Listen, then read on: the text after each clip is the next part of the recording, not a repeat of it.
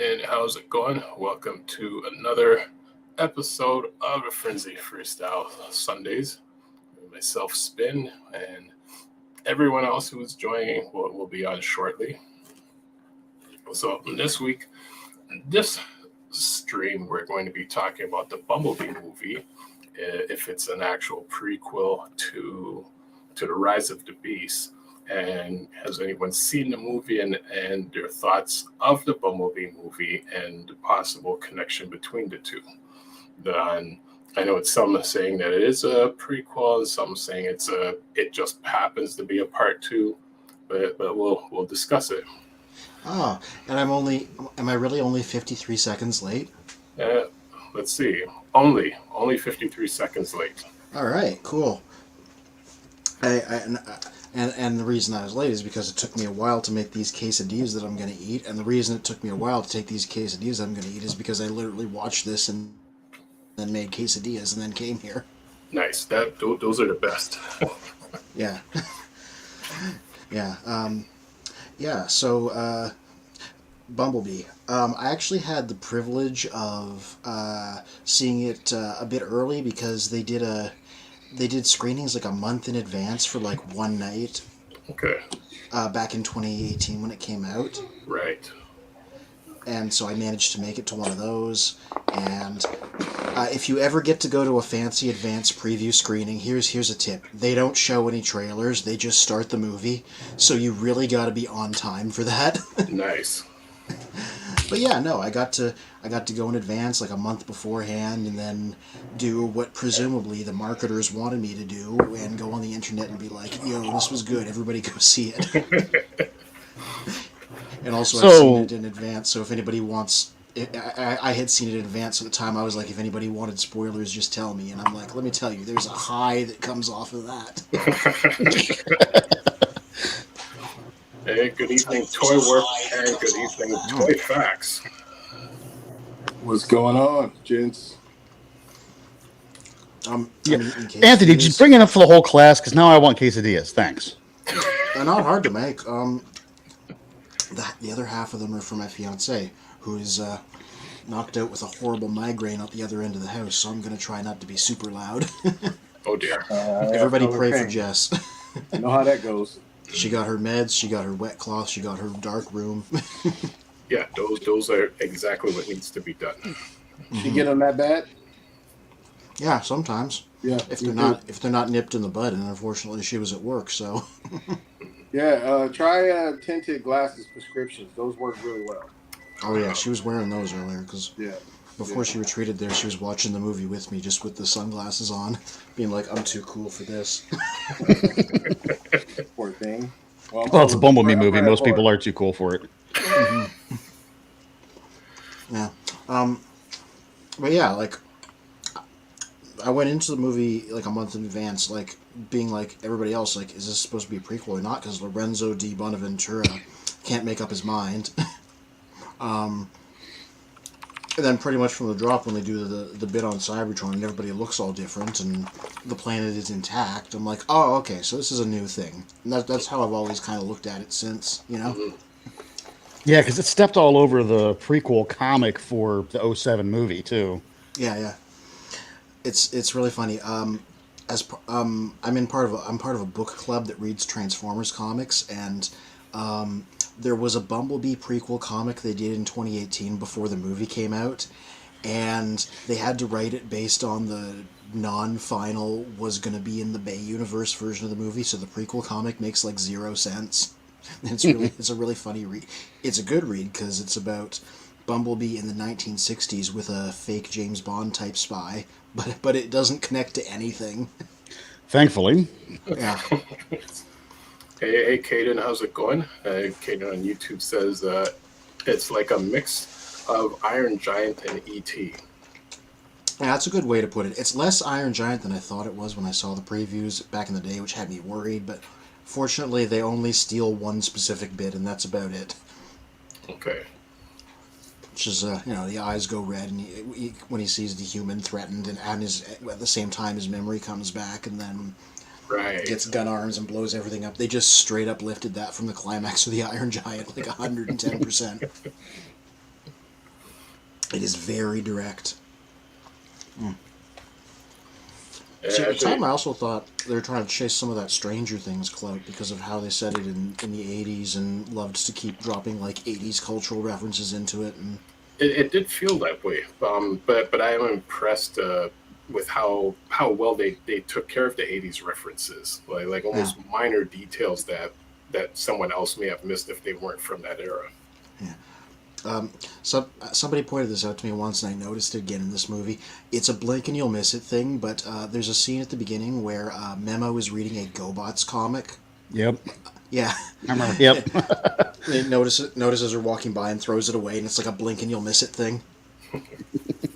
Out of all the 80s references, that one was my favorite because it implies that in the world of the Transformers, GoBots still existed. Hmm. Well, Jonathan, what say you? Have you seen the Bumblebee movie? I have seen the Bumblebee movie. Yes. Okay. Did you see it recently? Like I said, I watched it, I made quesadillas, and then I came on here. No, I haven't. Shit. When's the last time I watched it? It's been a while. Yeah, Me and the kids were watching the older ones, 1 through 5. yeah, And so, my 9-year-old really likes that one. So that I think I got him into it. So I think he's going to be a studio series type of dude. So, I mean, yeah. as long as he's into the franchise, I guess that's okay. But my younger son, he is really liking the Rise of the Beast figures. So, Okay. I'm sure you guys see me post with the tears that he's into Beast Wars and stuff. So, I'm Yeah. just going to support him and try to find him one. But the one he wants is like $60. That one Optimus Primal one, I think it's the car version one. I don't know about that one. You get a real monkey for that. So Not monkey. take them all But and his be birthday's like, coming up, so I think I'm going to try and get him. Anthony, I was really surprised by the Beast War figures from Super 7. They came out real clean. I seen them at FYE. Saw them the other day. Pretty. oh, you've seen They him are in person, like not just yeah. renders. No, Oh, I saw them in person at the store. Those little 3¼ inch figures. mm-hmm. They're pretty. Really curious They about how are. those look because I've only seen like the CGI packaging renders. And there's always No, they're hot. a difference. Yeah, I thought about you when I was at the store, and I was like, "Oh man, he's gonna love these when he sees them." I'm still after the Unicron they did. It hasn't shown up anywhere locally. I'll pick one up for What? you. You know, we have a store in my city. I can ship one to you. Oh, okay. We'll talk later about that. Yeah, yeah. I thought it I would show have up in it Canada. right So up far, it there. hasn't. Yeah, Yeah. because we have a Super 7 store in San Francisco and San Diego. They also allow you to call in, so they may do international shipping. But I could ask, and you can order from them directly, and they can Nice. ship it to you. So. I'll talk to Brian and see what he says. And he says they do international shipping. I'll just give you the phone number. You can go direct to them and they'll ship it off to you. All right, cool. Yep. I was gonna say you mentioned the studio series. This is how much I got into the Bumblebee movie specifically. It is very hard to see, but that is everybody except Thundercracker. I never managed to get Thundercracker. Probably get him at TFCon. Yeah, But that's the full he was out here studio. pretty much. I saw him a lot. Yeah, I literally like I was other figures were my priority at the time, and then by the time I got around to grabbing him, he was gone. But I'm like, whatever. I know how it goes. He will be at TFCon because the things you missed always are. So And eBay's a thing. Yeah, when I had my Mhm. toy store, our biggest seller was that Blitzwing. Everyone was after that one. yeah, maybe.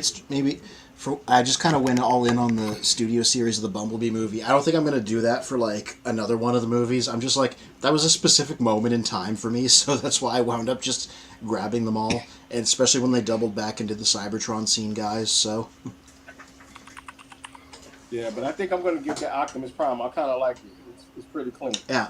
I mean, I recommend the new one. I'm not going to get it myself because I still have the Bumblebee one. I got the fancy repaints of it, and I'm like, it's close enough to the new one. Yeah. But some version of that. Oh, actually, I'm gonna say what's up the Cool Guy TV collection. His on YouTube, his comment is Transformers universe crossover. Too many universe. Honestly, I think the Bumblebee movie was a cross when Transformers and GI Joe first met. I mean, Bumblebee got killed when Transformers and G.I. Joe first met. That's how he became Goldbug in Marvel back in the day. This is Oh, true. really? I didn't know that. Yeah, they did a 4-issue crossover, and they did the typical, oh, we think the robots are bad, let's fight them, and then Bumblebee gets murdered, and then they're like, oh, we messed up, and then G.I. Joe helps put him back together as Goldbug as like a sign of peace while they're trying to stop the other stuff. I mean, the smart play would probably have Marissa Fairborn kind of bridge the gap between GI Joes and Transformers, since she works with them. If they want to Yeah. go down that path, would be She pretty is cool. in Reactivate, that game that's going to be coming out. One of the people What? in the Transformers Reactivate. Oh, and I haven't heard nothing about that one. Oh, Yeah, me it's neither. Hmm. really, there was a trailer and everything. It's a modern gen thing. I think it might be. People are a little bit iffy on it because they might be trying to imitate that whole live service thing they do in some games nowadays that people hate. But Are you talking like a mobile game or something? no, like a proper console thing. Oh, It's called Yeah, Transformers Reactivate. yeah. And it's set in like a post-apocalyptic version of Earth where like a new enemy run roughshod over the place. So now it's like humans finding and reactivating the Transformers so that the Transformers can fight. And you do get to be them. You're not the humans. You're the Transformers. So Interesting. yeah, but yeah, Marissa Fairborn is one of the key characters in that, and I'm gonna say they didn't name her in the trailer, but like we see somebody waking up and looking at the humans, and there's a bunch of Cybertronian language around them, and people, that's an actual cipher, so people noticed that the redhead was Marissa Fairborn according to the cyberglyphs. So Interesting. Have you guys played the trailer on here? On the stream? not on stream, no. Oh, okay. I was Yeah, wondering why. Oh, yeah. December ever- 9th, 2022. Yeah, that's when it was. That's when it was announced. Okay. Yeah, I'm looking. Yeah, it was kind of like Call of Duty. A little bit. It's got a whole, like we know the story. It's the Earth got ruined, the humans and the Transformers got to team up and take it back, and it's one of those. It's going to be interesting. The whole reason that they're doing Studio Series figures of War for Cybertron was so that they could do the Gamer Edition imprint, so that they could eventually make figures from this game instead, like the current one. Hmm. They just started it with some old ones. Yeah, so far so good. Looks pretty good from what I'm Yeah, seeing in this trailer. Yeah, it's its own continuity. It's not like part of any other one. It's just its own thing. Yeah. Well, as long as they respect it, I'm cool with that. Depending on which avenue they decide to go down. Yeah. But this looks pretty dark from what I'm seeing. Yeah.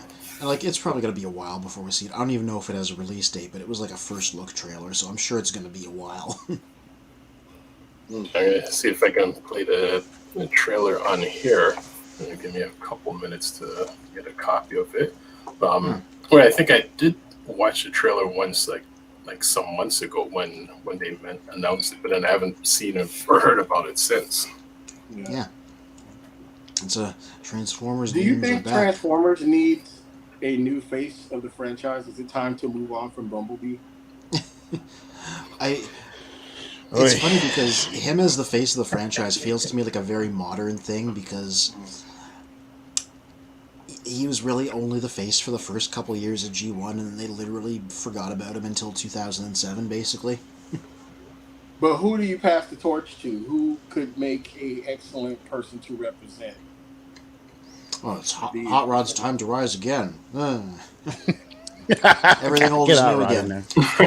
Let's have him be the face of the franchise for 15 Well, we years, see how like that Bumblebee worked is. out. How many letters went to Hasbro over Hot Rod? So Yeah. probably it's a no. Mhm. I mean, Grimlock is a possibility there. I think the guy is probably Sideswipe. That would be a good option. It would be the first time that he's done anything in anything. Well, that's not true. He did some stuff in IDW. Yeah. Sideswipe has a mimetic reputation for being that character that people like, despite never having any significant role in anything ever. But Because that's because Lamborghini. Yeah. Right. People The cool directly, car, like he's he red. changed into a Lambo. That's what made him popular. well, I was gonna say, like when you mentioned Bumblebee being kind of the face of G1, Yeah. he just Bumblebee never stood out to me in that way.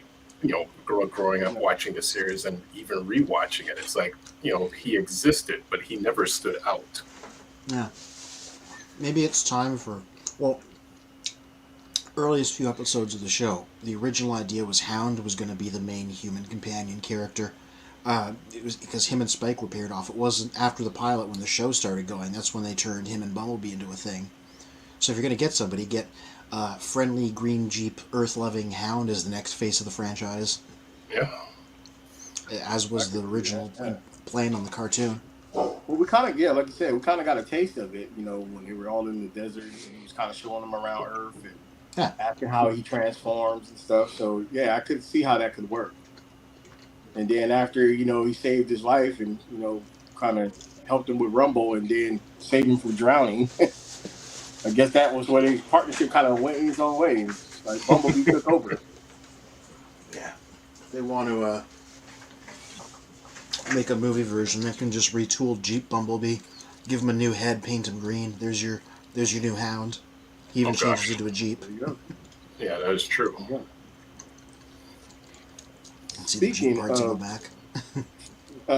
Figures, have you guys seen any leaks of what's coming out? Did you guys see that Wheeljack on that list? Yeah. I mean, it makes sense. They did Origin Wheeljack. They did Origin Bumblebee, Origin Jazz. Now they're going to do Origin Wheeljack, and he's going to be a Voyager. Is he?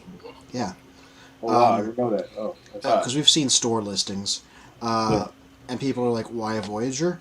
Easy, so that so Origin Bumblebee can fit inside him. You think he's gonna fit in there? I mean, we know he's going to be a Voyager, and that's what's got people speculating. Like, maybe they made him unusually large so that he can fit Bumblebee in him, because if you're making first episode figures, why not have him do the thing from the first episode? Like, Origin Bumblebee already comes with a bunch of Energon rods for him to hold, specifically from that scene, so... Now all they need to do is make some clean, smooth versions of the Siege Seekers, and you got the whole gang. Well, yeah, you might as well. I mean, because we already got the 3-pack, so I mean, it probably would make sense to just redo the whole thing from that series. So the question is, who else was in that scene? So you're looking at, I believe, Prowl, Optimus Prime, and Trailbreaker when they was on the elevator when he just came back from patrol. Yeah, but you want to look at the ones that actually transformed, because those are the ones that are going to be the priority. Like, we didn't see any of their alternate ones. Yeah, I get it, but it'd be kind of cool to give them kind of a transformation. Yeah. They probably would do Trailbreaker with the Ironhide Siege version, that mold, probably. So, yeah, I'm surprised that was never a thing. What they do.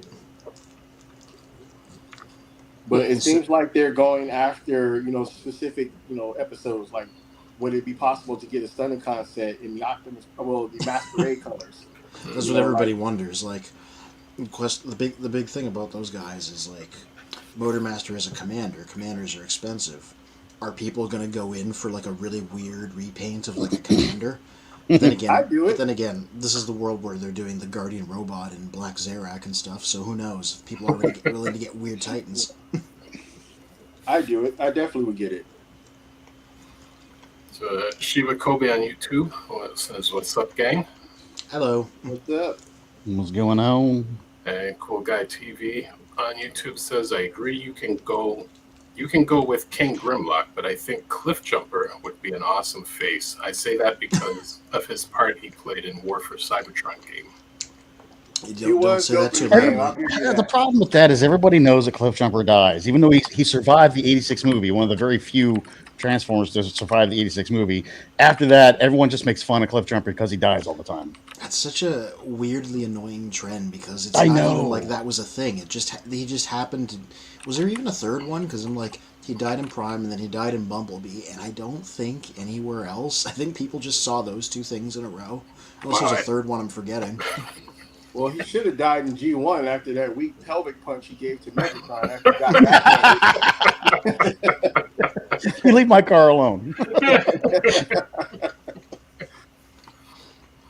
I'm still trying to make a video on that. I see the wheels turning there. So Shiva Kobe says, "Imagine if Hound had stayed the Kid Appeal friend of Spike character. We'd have a Hound movie instead of a Bumblebee movie." Yeah, like I said, it'd be the same movie, except he never changes out of this body. He doesn't scan the VW. Other than that, they change nothing. And But Cadence do you think they would actually push military on children? oh, That's Have you probably, seen the Bay movies? have you Have seen you G.I. heard of Joe? G.I. Joe?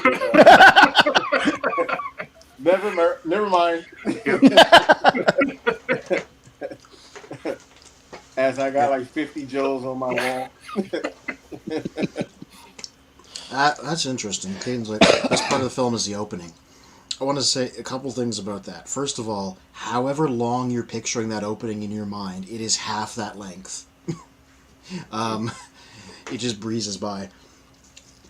Second of all, the reason that I actually do like that opening is not because of the G1 cameos, but because it sets the stakes of the conflict up. Because in the third act of the movie, instead of, a MacGuffin that's going to destroy the planet, it's we're trying to send a transmission back home to send an army. And the fact that you got to see that opening with the war-torn planet, that sets up the stakes because they're like, oh, if you fail, that is going to come here. It's not good because of cameos, it's good because of plotting. And there's sort of a power scaling thing to it too, because you see Blitzwing, who is one Seeker who Bumblebee barely manages to defeat, and he's near fatally wounded as a result. And back on Cybertron, we get to see there's a whole bunch of those guys specifically. So even if you don't know anything about Transformers, you're like, oh, a lot of those will come here if he fails. And that's why it's actually good. Well, and I mean, just the other day, someone else who, Well, isn't a big Good fan of evening. Transformers, hey, Mr. Magnus, they have pointed out the whole thing with the movies is like the shaky plots, and there's zero backstory in terms of the characters. And I'm like, well, for someone to be a non-fan to pick up on that, they're Yeah. actually analyzing the writing and the structure of the movies. mm-hmm. Like, From the trailer, it looks like they're going the end game route. how so?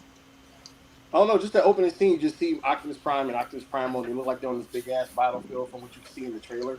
Kind of gave me that whole thing where they were coming to rescue Iron Man. Yeah, maybe. I don't think we're going to see...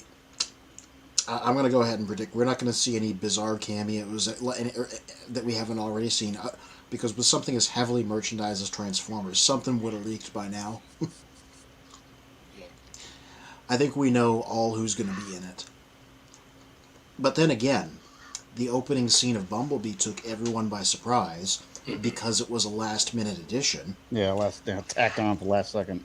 Yeah, which is why we didn't see any figures until literally 1 year later, because apparently that's how long it takes for them to put it together. Well, I mean, the fact they put Unicron in this movie, that surprised me. Yeah. So I'm like, who knows? Maybe there's something there that we haven't seen yet. Any rise on the Any word on the mainline toy for Unicron? No. Like I said, I would just be tickled if they did like they did in Last Night and just repaint Armada Unicron in the movie colors and just release him again to go against the Primus that they did for Last Night. Like, I know that's cheap, but I think that'd be fun. I might even get that. I don't have an Armada Unicron right now. That'd be a good way to get one. Yeah, I remember you were talking about that. My local toy store had one. It's been sitting up there for months, and when I went to go look at it, it was sold. I was like, what the hell? Wow, Of course. of course. So, Oh, there's a trailer for Reactivate, eh? Yeah. yeah, That's Marissa Fairborn on the left there. She gets the cyberglyphs identified as her later. Any idea what year this takes place? back. Nah. It's like an alternate future. Oh, that's. Oh, okay. It's funny looking at this Are you character. talking I'm like, are why you does he talking look about like this the one? RZA to me? Oh, yeah, that guy. The Armada Unicron, yeah. See, if I was going to get one, the version... Ooh. Was that... I got it for $5 at Goodwill. There we go. Nice. Oh, you won on that one. Looks to be in pretty good shape, too. Got Yeah, his And two he's got all of missiles. his stuff. Yep. And he's got the one in his chest. But does he have the planet halves? Yeah, they're over there on the shelf. Oh, he actually does have everything. That's impressive. Jeez. Nice. Because, like, those, you detach them, so, like, those tend to frequently not come with those. Mm. Yeah, but yeah, I would love to see them give that guy another spin, do him in movie colors. Just get the planet mode right. The robot mode can be made up. Right. Yeah, What there. That surprised me you is just that the saw her HasLab. like name tag pop up there. That's how people knew it was Marissa Fairborn because they decoded the Cybertron language. And yeah, those things land. They mess everything up. Well, These I mean, guys. if they already got the hardware for the HasLab one that they did, they could probably just re-release that one and just change the Oh, colors. they made very clear that was never going to happen again. Like John Warden was like, "I'm very serious. We're not doing this again. We're doing it one time and one time only." Never say never. That's Yeah, true. You know. I never believe companies when they say that. Now it may take some time, but it'll happen again. Yeah. Mhm. Oh, hey, the planet halves. Wow, it really is absolutely everything. Nice. I've got one that's not complete. I think I'm just going to throw it up on eBay. Yeah. See, the version that is best for me is they did a G1 type repaint where they made his colors more Be right back. cartoon accurate and gave him a different head. And yeah, so that's my ideal version. But yeah, so that was the game trailer. They did confirm that yes, you are playing as Transformers. They're just doing it like that to be cool in the trailer, you know. Did they say which characters would be in the game? I believe we've seen art for some. Like we saw Bumblebee, we saw Hot Rod. Autobots and Decepticons are teaming up, so we know Starscream's going to be in it. Okay. God, I don't remember. The info's out there. Like we've seen some images and things. I didn't see the console emblems at the end. Yeah, I mean, God, I could probably find it on the Transformers wiki. I bet they have the info there. Let me just look it up real quick. Yeah, that's interesting. Well, I guess so, maybe because it was like Yeah, usually it tells you, it's got the PlayStation, Xbox logo, Nintendo logo if it's going to be available on Switch or whatever the hell Nintendo's doing now. right. Waiting for the Switch 2 to drop. Okay, upcoming online multiplayer game developed by Splash Damage, announced at 2022. A closed beta is planned for 2023. It just, oh yeah, they haven't clarified it yet. It just says PC and consoles. Okay. Well, as long as they say that, yeah. Yeah, so like who knows? I mean, I got a PlayStation kicking around there that I basically mostly just use to play media, but I'll pop a new Transformers game into it if they make one. So, yeah. Being this far into the current console generation, you'd be lucky if it's backwards compatible. That's true. I know I'm waiting on October for the new Forza game, and it's going to be the first Forza game that's exclusively for the new generation. Yeah, like the PS5 era. That'll be interesting to see. Yeah. Yeah, so that's what's up with it. It's going to be... Yeah, it's about a post-apocalyptic thing. It's some level of multiplayer. People are a little bit iffy on it because there's a lot of microtransactions happening now. Like, it's one of those games, so people are like, maybe it'll be good, maybe it won't. But it's something new. And at least in terms of premise, it's quite different. As far as we know, there's no G.I. Joe in it, but even though Marissa Fairborn is there. You have them as like hidden characters. Well, it wouldn't be a bad idea. Yeah. Yeah, Easter eggs. Yeah. Which games love to throw in, so. Yeah. There were a ton of Easter eggs in, Fall of Cybertron, War for Cybertron. Oh, okay. Like what Easter eggs did they have in it? Oh, there was an achievement or platinum trophy out there for finding a bunch of recordings. Like they were hidden in like each level. You could find like a recording, and they were of some of them were like the recordings of Transformers voices that weren't even in the game, that were referencing something that happened in the cartoon or something similar to it. Interesting. Okay. Oh God, I'm trying to. There's so many of them. And I don't even know where to start on Fall of Cybertron. Jeez.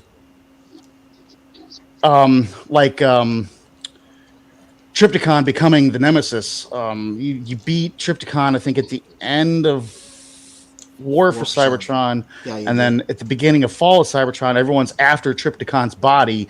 The Decepticons end up getting it, and they turn him into the nemesis. Okay. There's a So it connection kind of with gave you like a Transformers Prime. backstory. Yeah, it kind of gave you like a backstory of how where the nemesis comes from, and it looked really freaking cool. Nice. Yeah. I'm surprised there. Yeah, I really missed the era of tie-in movie games. You know, there wasn't a Bumblebee one, there wasn't a Last Night one. There was kind of an Age of Extinction one, but I had a ball back in the day playing the ones based on the first two movies, regardless of the quality of the films themselves. Oh god, I did not care for those games. Wow, those games were so bad. I'm looking at some of the online pictures for Rise of the Beasts, Hmm. and there's more than one that has Prime standing with Grimlock behind him with that Michael Bay horrific thing. Oh, Is he going to be in this? Not to my knowledge. Yeah, it would be news to me. So you're saying you're looking at Rise of the Beast pictures, and you're seeing Grimlock? Yeah, there's one picture here where it shows him in that glade, and maybe I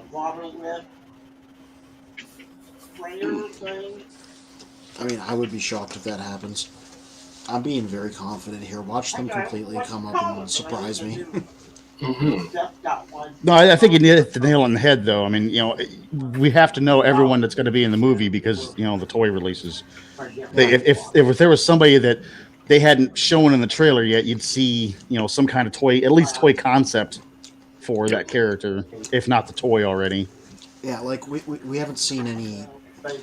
Well, actually, we have. We haven't seen any of the freezers clearly, but we've seen the Studio Series toy. We've seen blurry things in the trailers. That's probably them. Those are the kind of movie one frenzy looking guys. They're making little core class guys of them right now. The implication seems to be that there's a whole lot of them. Maybe that's where 2007 Frenzy came from.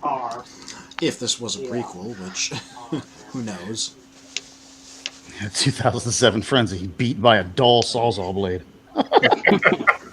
Yeah, that's some Cybertronian steel right there, buddy. Mm-hmm. Yeah. Funny thing about one of the things I noticed when I was watching Bumblebee this time, I thought of this before. Even though they're being like agnostic about whether or not it's a Michael Bay movie, because it was and then they changed it. It uses the same color palette as all of the Michael Bay movies because everything is orange and teal. You get that with a lot of your movies, though. Like Avengers is a lot of the same deal. Maybe it has to do with the fact that it's set in the summer, like the first one. So I'm like, this has the exact same like color palette and visual language, even regardless of where it sits continuity wise. The other thing that I've thought before, and I watched it again this time, and I was like, this seems to be deliberate. Is I think the main characters are supposed to be a deliberate inversion of our original leads, because Charlie Watson is a lot like a well written version of Michaela Baines. And Memo is very similar to Sam Witwicky in that he's like a nervous nerd trying to get with her. But in this version of the story, the car comes to her instead of him, so she's the main character. I mean, they sort of have similar characterizations. Her in particular is also a car person like she was. It's not as severe, but problems with her family is the backstory. I think they were deliberate. I think they were doing something there, like on purpose. And it's kind of funny how Memo, who does not have a destiny behind him or a transforming car, accomplishes literally nothing in the movie and exists only to have somebody for her to talk to. Because I guess that's what happens when you don't have important ancestors and you don't get a transforming car as part of the plot. He does 1.5 things in that movie that are plot essential. One is that he calls Charlie to tell her that her house is being wrecked, and the other half thing is he has a room with a TV that lets them know where Bumblebee's being kept in the final act. That's all he does. Everything else in the movie, he's just there so that she has a human character to talk to in the back half. No, you're probably onto something. Oh, go ahead. I sent you that picture on Messenger. Oh, okay. Yeah. This is not. I've had this pointed out to me before, and it's another very thing they do that seems to be a deliberate homage to the 2007 movie. Oh. There's a scene right at the end of the Bumblebee movie. I gotta pause out for a second, guys. My niece just came here. I'm watching her cat this week while she goes on vacation. Okay. All right. Yeah, well, there's a scene right at the end of Bumblebee movie where they almost hold hands and then don't, and people have pointed out that's a replica of a shot from early on in the 2007 movie when the meteors are landing, and they have the same thing happen, but then they get startled and actually do commit to it because of the meteors. It's like an exact replica of the same shot, except it goes differently. So, like, I don't know. I think Travis Knight and the lady whose name escapes me who wrote the script, I think they were doing something with these characters. They were trying to invert how the previous movies had gone in terms of, who did what and how things went. It helps when you have existing characters to work with, but Yeah. they probably looked at Michaela's character and said, "Wow, that would have been really interesting if she had any kind of proper character development whatsoever." So we'll just give her a smidgen, and that little smidgen is gonna be 10 times better automatically than anything that the Michaela character had to offer. Yeah. What if she's the lead? Now she's the lead. Mm-hmm. Talking about the chick from the Bumblebee movie? Yeah. I have this. There's this theory that I've heard before, and I watched it and I believe it, where they wrote Charlie Watson, the lead character, and Memo, the guy that she's with, as deliberately resembling Sam Witwicky and Michaela Baines from the 2007 movie, but with their roles reversed. She gets to be the main character. She's written well. He's still a nervous, stammering, awkward wreck, but he's now the secondary character. Mm. Yeah. Oh, that's nothing. That is art from Age of Extinction. They don't even call it Transformers 7. Okay. That's Optimus's Age of Extinction design even. Okay. If I can find out who makes it, then I know. So I'm like, if he winds up looking, if anything like that winds up happening in this movie, I would be surprised. That's an odd Grimlock design. Is that even his actual movie look? He had like horns on the back of his head. He didn't have spikes on his neck. I was very Doesn't disappointed even- how they used the Dinobots. Oh yeah, Is that what Magnus was talking about? yeah. I'm like that's the most. That's the My most. kids could do a mock-up. better job than that in Photoshop. Yeah. Christ, Magnus. I was going to say Age of Extinction is the one to beat when it comes to getting these guest characters to actually do something, because Dinobots literally only appeared in the final half hour and didn't really do much. If they can get the Maximals into this movie from the drop and have them actually be characters, they're already doing better.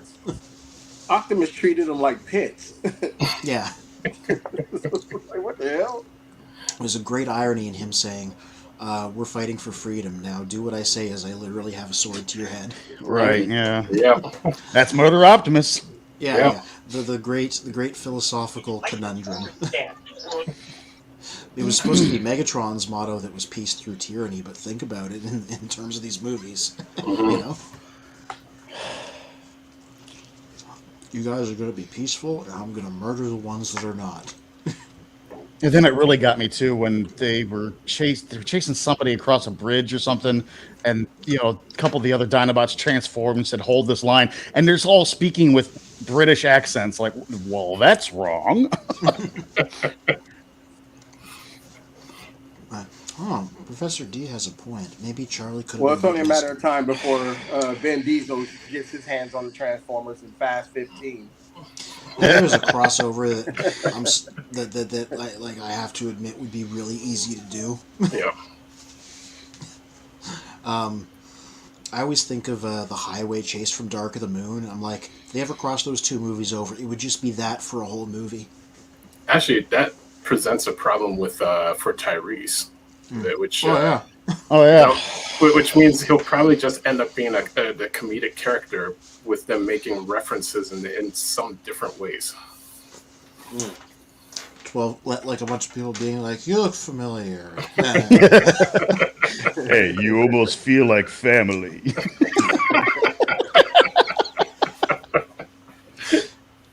Yeah. And Professor D raises an interesting point, and I literally never thought of this, and it's been years. Maybe Charlie could have been written as Carly from G1. She was a fan of Bumblebee and was into fixing cars. Maybe. Yeah, but It's one letter Carly was an difference. MIT graduate. She's Yeah, 10 times smarter than her. that's true. Maybe that's why they changed one letter and changed the character's name. They were like, not close Yeah, enough. makes sense. Makes sense. Well, because I was goofing on how Rise of the Beast's second trailer used a song that wasn't out in 1994 yet, when Jess was watching the movie with me, she looked something up on her phone and pointed out a funny little musical qualm. So, when Bumblebee gets his speaker installed and she's putting tapes in, she holds up an album by the Smiths and is like, "Here, try this one. This is brand new." And Jess is like, "I'm going to Google that album." And she's like, "Okay, it did come out in 1987, but it came out in September. This is the summer, so this is a little bit early." At least they got the year right. There's some of those that are just way, way off. Me knowing cars the way I do, it's really easy. And I noticed a few faux pas in the movie. I mean, it's been a while since I've watched it, but cars that were newer than '87 that were in the movie. Oh my god, Wow. that must be some cursed knowledge. Like once you know these things, you're never gonna not be able to notice. Yeah, like like I remember the trailer for Wonder Woman '84. I remember too because my old lady fucking smacked me. But when I saw the trailer for Wonder Woman '84 and I saw an '87 Chevy van in there, no, I'm out of it already. Nope, old lady smacks me. So, to somebody that doesn't know cars, that would be the equivalent of a movie set in 1984 featuring a kid playing with like Action Master Optimus. Wow. Yep. Exactly. Oh, I remember in Stranger Things too, because I flipped the hell out. They had a scene where Eleven makes all the toys walk toward him, and one of the toys was a rolling Ultra Magnus, and I'm like, "Whoa, hold on, what the hell is that? I don't know. When That do we never ever get a existed. rolling Ultra Magnus?" Yeah. But no, come to find out, they custom made the toy for the show. I guess in the fictitious universe in which this is set, that was a thing that they did. Well, I wonder how much that would go for if they plan to sell that Ultra Magnus. They did. I don't remember what it went for, but I do remember they sold a whole bunch of the props, including a bunch of the toys, on some backwater auction site that I've never heard of before. But everything was authenticated that it came from Stranger Things, and the Ultra Magnus was in there. So Okay. I guess it was cheaper to customize an Ultra Magnus to roll than it was to just source an Omega Supreme or a Skylynx. maybe. Triptychon, yeah. Yeah, or a Triptychon. Unless there's anybody else that moved that I'm forgetting about, but. Question for you guys. So you see how they're doing War Dawn, a lot of their pieces in the main line. What do you think is the next big thing that they may do out of a series within Transformers? Do you think like the Rebirth line would come out? Okay, well, those those sets that they're doing that have like Minor Megatron and Senator Ratbat and Senator Shockwave and yet another Ryan Pax. Those are from IDW comics, like from Megatron Origins and a storyline called Shadowplay. Those are all the prequel stuff from IDW. So I'm thinking, that's the next realm. Do the comics. Just as they've lost the license, I guess, but still. Yeah. Okay. I was hoping they would actually do a Rebirth line because there's a lot of stuff I would like to get from that line. They did a Rebirth line. It was called Titan's Return. Yeah, I guess you're right. Yeah, most of the stuff was in there. Yeah, I just I was just doing a photo shoot because he was in Lost Light, and I'm just like, got my chrome dome right here. Oh, nice. Yeah, so got a headmaster somewhere on this table of accessories. But yeah, Yeah, I still got mine in the box over there in the corner on my hair master. yeah, no, they did most of the '87 guys there. I mean, I need the throttle box. that's true. The throttle Okay. bots are mostly not gotten updated. They've done Goldbug, and then in Titan's Return they did Chase, who they called Roadburn because Rescue Bots Chase was on shelves at the time.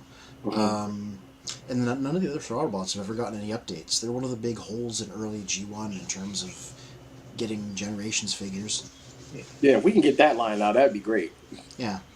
And there's like people are like, oh, who cares about the throttle bots? I'm like, comic readers care about the throttle bots. They were like a whole group of characters for a little while there for a few issues. Yep. What, they're like a poor man's records team or something? Hey, that's not a bad way of explaining it. They were like a what's a motorcycle? Oh, it's the Trash. yeah.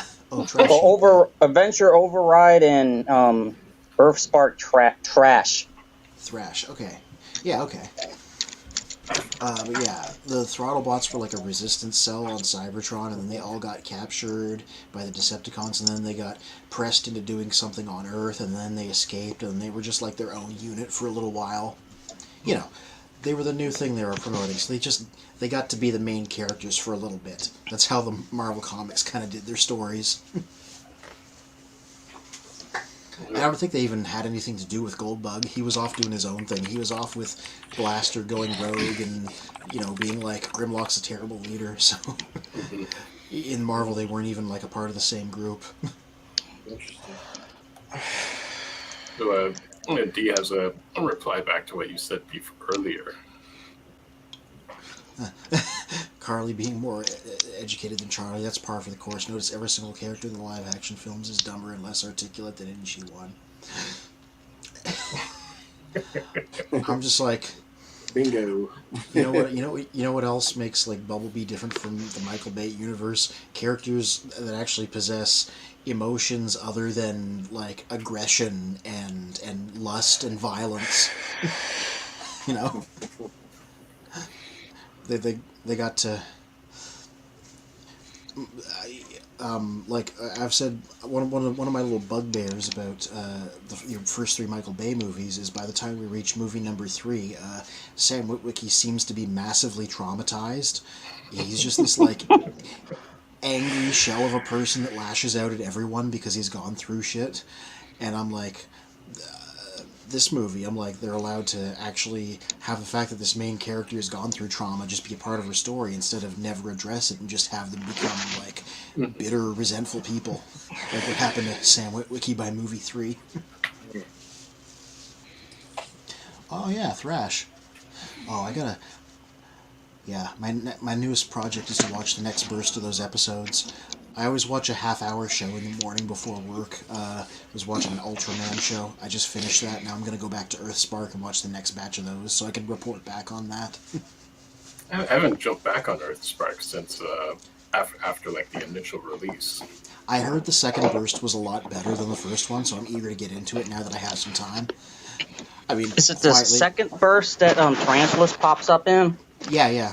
And his Transmetal colors? Yeah, man, Tarantulas from Beast Wars is going to be in it. And Nick Roche, being one of the character designers, made him look like he did in Sins of the Wreckers, which was a comic he wrote. So I'm like, this appeals to me very specifically. Okay. It's not just Beast Wars, it's one of the Wreckers comics being referenced with him. Yeah. Speaking of movies, is there a director you would like to see take a stab at directing the new Transformers film? Just to Mick G. Who you got? Mick G. Where is it? So who's good? So when I see that, I just think of Christian Bale's Terminator Freakout. So I'm like, get a version of Murder Prime having that freakout. No, he did so well with Rise of the Machine. No, it wasn't Rise of the Machines. It was Salvation. Salvation. Yeah, he did so well with Salvation. Who'd you say? The director? Mick G. Nick G. McG, like MC and then gotcha. G. Yeah. Gotcha. I was gonna say, this will never happen in 1 million years because of who this person is, but I would murder for Ridley Scott to tackle a Transformers film. It's never gonna happen, but like I love every science fiction movie that guy's done. I want to see what the hell kind of weird stuff he would do with Transformers. I would like to see a dark side to Transformers. I would like to see Jordan Peele take a stab at it, or maybe Ben Affleck or somebody. You say Jordan Peele, I'm like, so nope. Except it turns out it's cosmos in the sky instead of aliens. No, it's just like a scary movie involving the quintessence of early Cybertron and just how they were treated back then and what made them build the resistance. But just a very evil side to Transformers, where just the first movie does not go well, and it's like the ending just leaves you just like, what the hell just happened? Mhm. And obviously, it explains everything like in features, versions of the movie, like a part 2, part 3. But I would like to see Jordan Peele take a stab at it. See, that's weird. You want to see the dark side. I want to see more of the lighter side myself. The dark side. Oh God. Well, that's only because season 3 was so damn dark. I mean, they just took our childhood and just murdered it. I mean, you're not wrong, but the Netflix Transformers. Oh, right. Yeah, that was a really dark take on it. And it's like, everyone has done the whole dark take over the last decade over this or that, the other thing. It's kind of an old trope, and I kind of miss like the lightheartedness of seasons 1, season 2 Transformers. Where Optimus was playing basketball and they joke with each other and yeah, I'd really like to see a lighter side, especially after all the Bay movies stuff. It needs to be lightened up. Prime needs to have some levity to them instead of just being so dark and serious all the time. It's played out too much now. Yeah. Well, that was more of an anime style what Netflix did. I don't want to see an anime style. I want to see an authentic dark side to Transformers, but in a cartoon. I think the perfect way they would have done it was doing it, through the Bumblebee movie in the first 5 minutes. There was so much potential there. I don't think that could support a full hour and a half film. You need to do something different. You don't think so? No. You could support a video game maybe, but like a proper compelling 90-minute narrative, I think there needs to be something going on there. Here's a comment. Oh, yeah, what's D saying? A dark side Transformers film. What about an all Decepticon story? What would be a good plot with only Decepticons, no Autobots? I have the exact thing. There was a story arc in More Than Meets the Eye where I was just about to say, now that you're back, I have the exact thing. A storyline in More Than Meets the Eye. It was a group of Decepticons on an empty planet, and they just found out the war's over because it took so long for it to reach them, right? Because the war was over at that point. And they're just like, well, what do we do? And then they find out that one of them is wanted by the Decepticon Justice Division, and this was their introduction in the comic. And so the rest of the story becomes about them on this planet being hunted by these guys who are killing them off as they try to survive. So there was a comic story that was already that. Anthony, was that the group that Misfire was part of? Yeah. They were called the Scavengers. Because they were just like... Yeah, it was Misfire, Croc, Flywheels, Spinister, like a bunch of late G1 Decepticons, plus a couple of originals. And then eventually if they did do that, like a whole, say, Decepticon movie, who is the star of that movie? Are you going through Starscream with the Decepticon Academy? Or are you doing Megatron? Or where, it's kind of like that whole Professor X and Magneto kind of deal with him and, well, it wouldn't have been Optimus Prime, whoever the Prime was back then. And just separate the story that way? Or what's the gimmick? Scavengers was an ensemble thing, but I'd argue Misfire was the main character at that point of that story. Just because he was the one with the most focus. Yeah. And I would say with the story that Anthony was describing, it'd almost be like a monster movie, or like a serial killer movie, in that this DJD would be the equivalent of like the Jason Myers or Freddy Krueger or whatnot, and Misfire and his group would be the group of dumb teens getting killed or not. Well, that's basically what it was. But like, it wasn't the whole comic wasn't that. This was just like a 1 or 2 issue arc they did to introduce the Decepticon Justice Division, before they went on to become villains for the main guys. And like, spoiler alert, the Scavengers did mostly make it out alive too, and they went on to appear again. So it was just a way to introduce these two groups by putting them in like a horror movie setting with each other. And I was thinking, since I know both Anthony and Toy Warp had seen Beast Wars, do you feel like that kind of hits that sweet ground of lighthearted mixed with darker stuff? I think compared so, to like, it's like that sweet spot between G1 and Bayverse. In terms I of guess light it could and be dark. that could be I don't know. The Beast Wars was really like too extreme with it sometimes. I agree. Yeah, it was. I had episode. Well, like I had a hard time. Like I told Anthony, like right after I watched it, I had a hard time sometimes figuring out if I was watching Beast Wars or Looney Tunes. Yeah. It was cranked up a little too high for Beast Wars. I think the Nadir. Yeah, Waspinator, they took advantage of a lot. Yeah, I remember they introduced in the 3rd season when Transmetal 2 Cheetor made his debut, and they were trying to plug him as being this cool guy, and they did a bunch of Looney Tunes antics to defeat the Decepticons, and I think that was the one time where I was like, okay, come on guys, play this serious, please. Yeah. Like did a tornado and stuff. Filler episode. I wasn't even a filler episode. It was supposed to be Cheetor's big Transmetal 2 body new debut. Wow. And was that after or before Dinobot 2 came along? It was the same. It was a 2-parter, so that was part 2 of the. But was it the same? Introduced him. They popped in at the same time. Yeah. Okay. Yeah, like Wily. Like it's been a while since I watched, even though I got him on DVD. Waspinator was like the equivalent of Wile E. Coyote. I will say this in defense of Waspinator. Like in the Forged to Fight video game, one of his innate skills is that he can come back to life once, and sometimes that can be the difference between winning a fight or not. He's the only character that can do that in that game. This is a good characterful way you use him. So, and he's a demolition class. Yeah. The reason that he started getting owned constantly on the show was because the writers didn't like his speech pattern, because they thought he talked too slowly, and it like made the show's action move too slow, so they started having him get the crap kicked out of him to get him out of the story. And then it just became a running gag. Well, man, the Netflix one really could have taken from that, figuring how they talk so slow on that one. Yeah, I was just thinking that. War. Has anybody actually tried watching that show at like 1.25 or 1.5? Yeah, 1.25. Yeah, there was reviewers. Somebody I can't remember this one YouTube guy, and he said, I recommend watching this series on 1.25 or 1.5 to make it tolerable. Yeah. And it goes up by like 3 points out of 10 if you do that.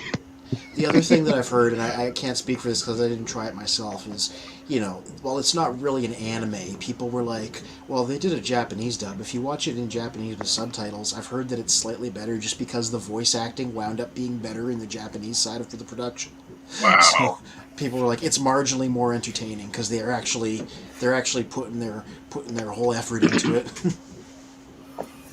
Well, Japanese is also a faster-paced language because it's almost always a consonant with a vowel too, and almost all their letters, letter combinations end with vowels, and you don't get this weird consonant stuff that you got to be very slow down in Pacific to pronounce correctly, like in English. So, I believe it. No, it wasn't about the language speed there. It was about them just trying to run, pad out the runtime, talking real slow like that. Yep. And running. Why do they run so much? Why you transform into something that can go 200 miles an hour? Why are you running like a little sausage dog? Transformers. Why didn't they design an alternate mode for Bumblebee? Like, he never transforms once. Mainframe in the 90s when they did Beast Wars was doing a better job, and they had like that show had like mad problems with introducing new characters because they're like, we can't afford to make any new models, and yet they still managed to give everybody 2 modes. You know. Well, Professor D says the basic plot for Web World could be reworked, where main characters are Galvatron and where the main characters Galvatron and Cyclonus. Galvatron being voiced by Jack Nicholson and Cyclonus by Michael B. Jordan. I was gonna say, does he mean Michael B. Jordan? I don't know a Michael B. Johnson, but like, I don't know. It's a lot of things I don't know. No, he said Jordan after, but then he also said for Liam Neeson for Galvatron and Christian Bale for as Cyclonus. Also, we're taking the fly-by-night animated movie route where they spend all their money getting the most random celebrities you ever heard of to do everyone's voices. You know who could play Cyclonus? Michael Shannon. I would peg him more as Galvatron because he does a good job of playing intense, crazy people. That's true. That's true. Or, Frank Welker's still on the table. I'm just saying. That's true. Yeah. Like it's funny. Jess's constant thing with Rise of the Beast is, where's Rat Trap? Why is he not in this? My constant thing is, why didn't they bring Gary Chalk back? He's there. He's available.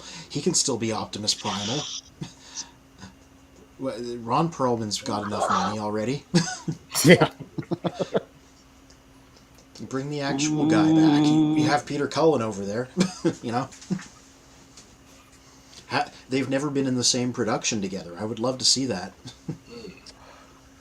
Shiva Kobe on YouTube says the closest thing the cartoon had to Khan's only episode was Web World. Yeah. I think they just they were Actually, just in a fight with the Autobots at the start, and that's it. Or the triple takeover, where Blitzwing and Afro were trying to take over the Decepticons. Then you got Starscream's Brigade. Mm-hmm. So you got a few in there. That way you could go with a pretty decent story. Sharon Tuttle aboard. I like the Web World idea, though, because Cyclonus was really trying to look out for Galvatron. I mean, you could tell there was actual, camaraderie there for Cyclonus trying to get his friend better. Yeah. But was he, or is it because Motormaster and the crew was ready to put a foot in his ass? It's like, go deal with your boy. Yeah, take care of him or we will take care of you. I heard, look, we about to fuck y'all up.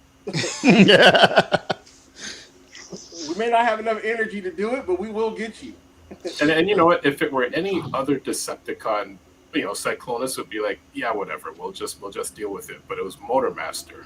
Like you don't really want to. Motormaster's giving you a warning. You might as well run with it.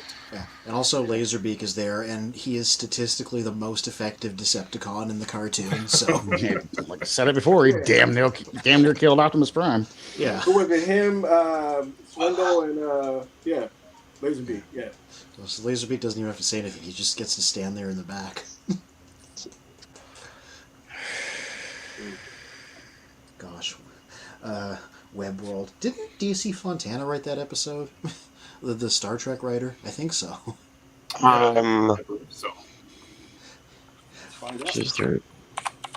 Written by legend Leon Wine and Diane Duane. Oh, Diane Duane, yeah. She's another Star Trek writer. She's got her mixed up with somebody else. So as Shiva Kobe says, Sharon Tutt actually got Frank Walker to reprise Galvatron's voice at a convention one time and recorded it. It is on YouTube. Somebody at a TFCon I was at pointed out that Galvatron's voice is just Evil Freddy from Scooby-Doo specifically. It is. Yeah. Hello. Yeah, and you think that's something. You straight up hear Fred in the GoBot episodes where Frank Walker's doing the voice acting. I mean, you straight up hear Fred. Wow. Yeah. Oh, and that's Recoil. Fred is his speaking voice, Master. Right? That's it. Yeah. Is it Charlie? Speaking voice. Yeah, it's Charlie. Charlie enjoying his vacation. That light is killer. You like that? It's Charlie ascending down from heaven.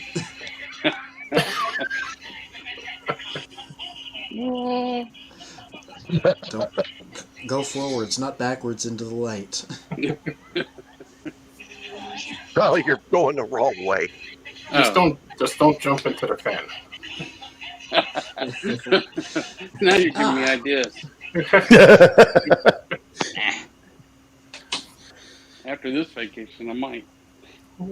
Damn. Okay. Oh, dear. Vacations are supposed to have the opposite effect. Yeah. Sometimes I think of that. I was like, what's going on? It ended well. It's an interesting bit of trivia there. Shiba Kobe's like, I always considered Skywarp to be evil Freddy. Galvatron is Frank's pre-existing old man voice from Scooby-Doo and other shows like that. I didn't know he had a pre-existing old man voice.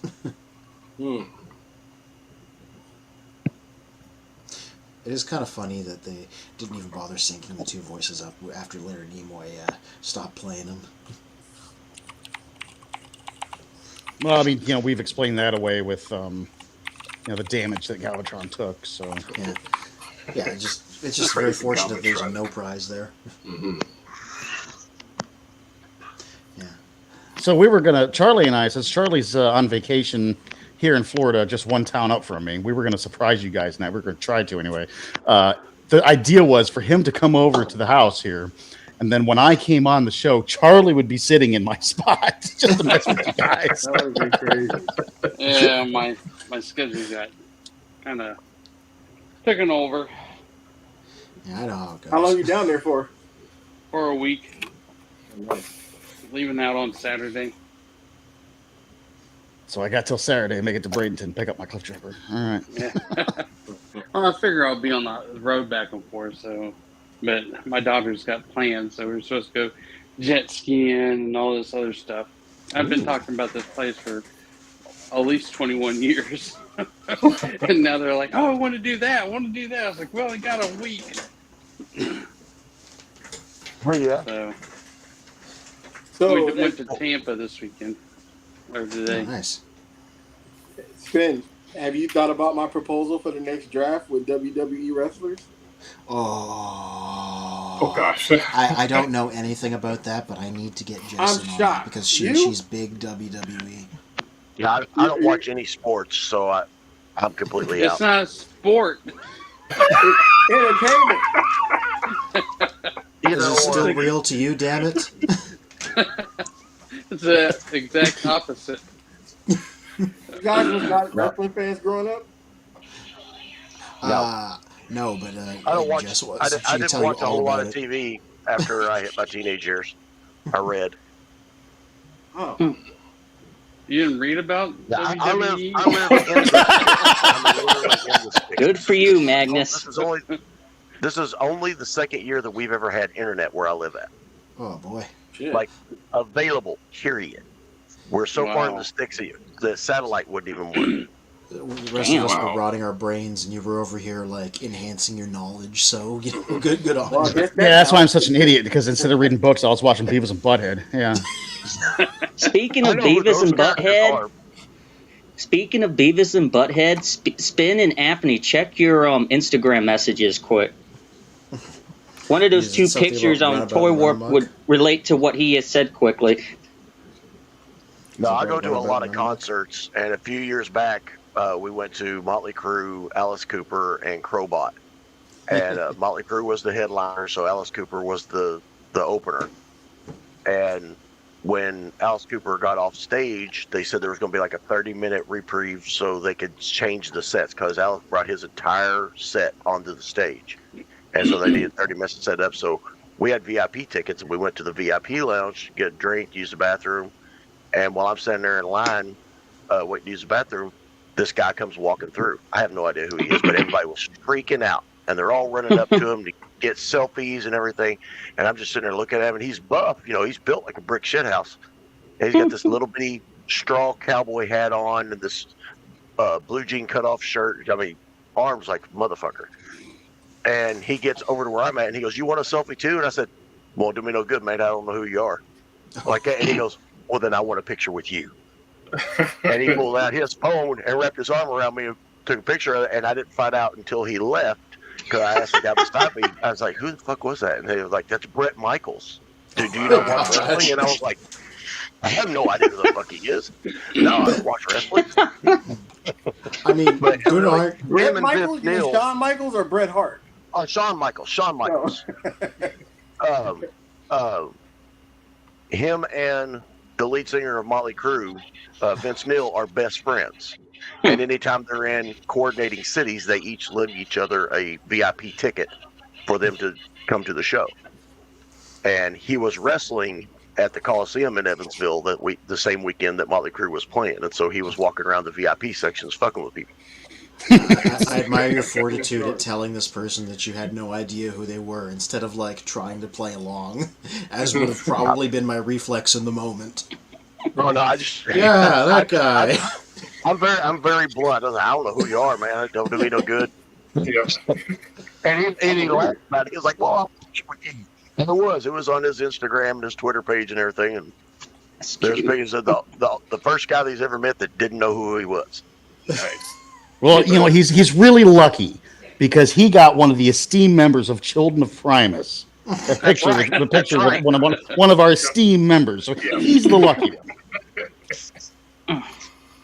Professor D says, best comment, you didn't read about the WWE. Yeah.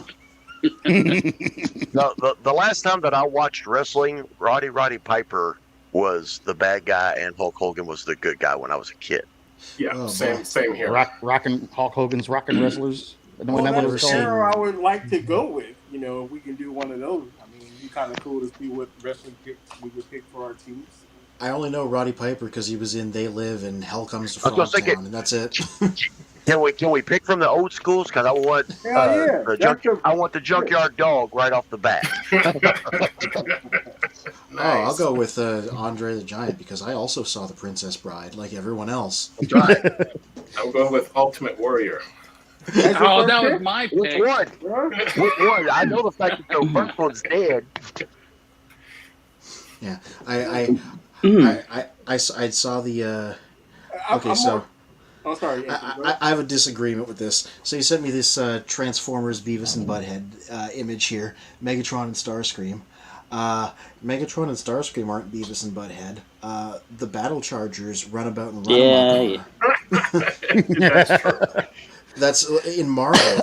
In Marvel specifically, Megatron sends them to go do something, and they just halfway through decide they don't care anymore and decide they want to go spray graffiti all across America and just do that instead. And the whole time, like, one of them's just cackling while the other one's trying to be serious. And this was in the 80s. This was before Beavis and Butthead existed. So, if anything, they ripped those guys off. Wow. Well, heck, even the Japanese cartoon, I posted about it about Beast Wars 2nd, the Artemis and Moon on the moon, on Gia's moon. And I realized there's this gag towards the end of the series because I was rewatching episodes for the... to figure out who did what for the draft, and the bunny's when the bunny's in his bunny mode, his robot head is his bunny tail, i.e. his butt, and then when he's in his robot mode, his humanoid mode, his bunny head is his robot man butt. So he's always butt head, and Artemis is always Beavis. And I made like a little post like pointing that out where I have like both pictures of both his modes placed next to Butthead from Beavis and Butthead, and then the screenshots of the Artemis grabbing like Moon by the butt, and she's like, "That's my tail, you idiot." Now I get it. See, this is just making me want Earthrise Runabout and Runamuck, and I never bothered getting them before. But I only saw Beavis and Butthead stuff like recently because we watched them during my movie night, and I'm like, this shit's funny. They had a video of them doing audio commentary to the WAP music video pop up on Facebook recently. I was like laughing my ass off the whole time. Now I want to see them do commentary over one of the Transformers movies. Let's see them do that. Shiba Kobe has a comment from earlier which says, I think Wally Burr was very specific on how he wanted Galvatron to sound. Yeah, I heard he was. Every time I ever hear about that guy, it's always like, oh, he was a real hard driving bastard of a person. Yeah, Dan Gilvezan doubled down on that, and he wrote a book called Bumblebee and Me. Really good read if you haven't read it. But yeah, he talks about dragging the guys, dragging the voice actors into the voice booths, 12-hour freaking days, and they literally come crawling out because he was like such a slave driver. Jesus. Remember, Beast Wars. Probably one of the reasons the voice acting was good was because Susan Blue was the voice director there. So I guess she was like, I'm gonna not be that. Yeah.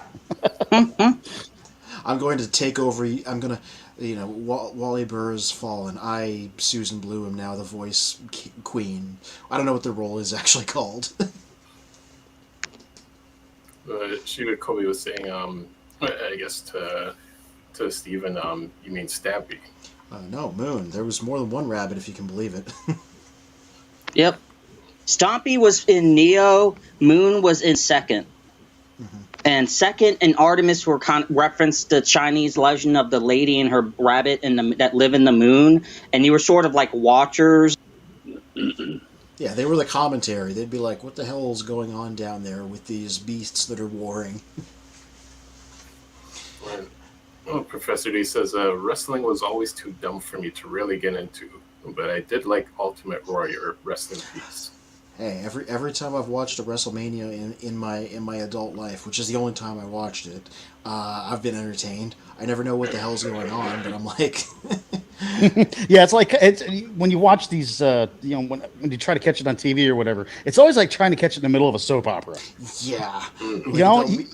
No idea what the heck is going on. They'll do a WrestleMania thing and be like, here's why they hate each other. Last time on wrestling, this happened. I'm like... Well, it's funny how, Toy Warp, how you mentioned the slow speech in the Netflix Transformers series. The one difference with the WWF when we were children was like, it was just the fast action, quick dialogue and everyone insulting each other. And it was just... it was just fun. Everyone got into it. One of our other friends, when he was still watching wrestling, kind of got us back into it for a little bit when everyone went to WWE. And the one thing I could not stand with it was just the slow dialogue. Like, one wrestler is like insulting the other one, but then the second one, it's almost like he's standing there taking like 5 minutes to think of a comeback. And then the other one would take like 5 minutes to think of a comeback, and I'm like, "This is horrible!" Like, it's even worse because these guys were in the WWF, and everything was fast paced. Now they're in this, not WWE. It was the other franchise, I think WCW or something like that. Yeah, and that one is just like everything just seemed just really like either terrible writing or just bad delivery. Like, I know you are, but what am I? Yeah, I'd be like, I know you are. I wasn't allowed to watch it, so I didn't get to watch a whole bunch of wrestling when I was a kid because I wasn't allowed to watch it. Yeah. What? Really? Oh man, my mom was so freaking ridiculous about the stuff that I couldn't watch, and I think I've mentioned it before. Forgive me if I have, but I wasn't allowed to watch A-Team because it wasn't based in reality. But my mom would never miss the show that came on afterwards, which was Scarecrow and Mrs. King. Talk about not being based in reality. I never let her live that down. She took 18 from you? That's harsh. Oh yeah, on reality. Yeah, I I remember running from the law. Yep. Parents didn't want me watching X-Men. Were fine with me watching Spider-Man. Why? I don't know. Maybe they were biased against mutants. Exactly what the show was trying to teach you. Yeah.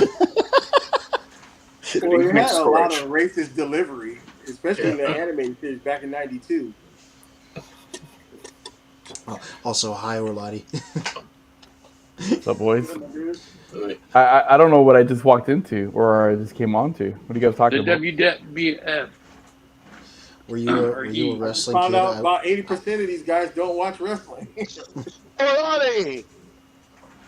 Yeah, I remember watching. Hey, man. Because like I Wrestling's said before, awesome. Jess was a big wrestling kid. we watched that movie Ready to Rumble, and she'd be watching like, oh, it's freaking that guy and that guy and that guy, and I'd be like, yeah. I forgot about that movie. That's how I don't know anything about it. Was that David Arquette? Yeah, David Arquette. Yeah, I remember that movie. And like they helped prop up a fake. That was the downfall of WCW. Yeah, but like everybody else in the movie was like a real wrestler. They just made up a fake one as the main character. Sorry? That's on. Right, hold on. Are you blaming Bischoff? No, you can't blame Bischoff for that. Man. That was AOL destroying all that stuff. Okay, watch. They were read the book. overpaid. Aaron Bischoff, There read was the book. no script. Watch those programs. Put the wrestling guys together in their group over here. Yeah. I did have this like idea of this particular version of Megatron, the combat one from Siege. I like to imagine this was him during his wrestling years. You know, that fully works. Like, that is a wrestling outfit. Because I'm like, okay, like, it's corporate. They're always like, oh, they're gladiators. I'm like, what if Transformers Gladiators was just wrestling? And also the fact that they can change. But think of this. They can change into cars and trucks and tanks, so it's 50% wrestling, 50% monster truck demolition derby. Oh, I'm down for that part. Yeah. And I'm like, that's how I do it. Maybe this was him during his wrestling years, and he learned how to work a crowd and inspire people, and then later on became the Decepticon leader. There we go. Those are two. Now the middle row is the wrestling monster truck experts. Yeah. Those two things have always been closely tied together too. Yeah, I know. You could literally tie them together. Yes, I don't know if you want to show Shikabi the character I was talking about, but I showed the picture and I took a screenshot of that little bit of dialogue together, and of Moon and Artemis, where Artemis is like, "Moon, is that you?" And he's like, "That's my tail." So he knows who I'm talking about, or he or she knows who I'm talking about. But Shivakobe is a she. All right, that's good to know. And I'll get that in a moment. Yeah, I seen Shiva Kobe post something up in one of the Transformer groups on Facebook, so I went ahead and friended her up. Cool. Oh, okay. Yeah, because that's how they transform. And I think if you go to like one of the next other screens of it, it will show the I can't remember. Wiki caption. Yep, I saw that and I was like, oh, I'm including that. But you can see what I'm talking about with the two heads being the butt of the other mode. So it's like, yeah, he's butthead either way. He's screwed. What series is this from? Beast Wars Second. Yeah. It's sort of like a gag character. I'm trying to think like the closest thing in like maybe G1. We had no bunny rabbits in G1. Sorry. Yeah. Yeah. This was also the show that gave us Leo Prime, so who can say whether it was good or bad? Let me catch up on the comments. So Shiva Kobe says, in any case, I highly recommend checking out the G1 Galvatron voice video. It's hilarious. Drop the link in the comments. Yes. RJ Eagle says the wrestling villains were always the funniest, like Iron Sheik, Rowdy Piper, and later the NWO. Man, we need more I got a question. Who's your favorite tag team? Excuse me. Are you asking that to everybody? Yeah. Sorry, what was the question? Huh? What was the question? What was your favorite tag team? Well, I don't remember. I haven't really watched wrestling since like probably the mid '80s, so I couldn't answer that. Yeah, I couldn't tell you who worked with who. We're way out of our element on this one. For me, I was a big fan of Sid Vicious and Dan Spivey. Oh, what's it called? The Skyscrapers? Twin Towers? No, Skyscrapers. Skyscrapers, you're right. Skyscrapers, yep. And then he gets to join after. The Natural Disasters. They were funny too. They were two great big guys. They were like sumo wrestler size. I think Actually, one was called Earthquake Earthquake, and the other one was called Typhoon. Avalanche. Typhoon, Earthquake, Avalanche. Tugboat, Yeah. and Prince Hakeem. No, but hold on. Who joined the Skyscrapers after was, when Undertaker. Sid Vicious got hurt? Undertaker. Exactly. What was his name? Mean Mark. You got it.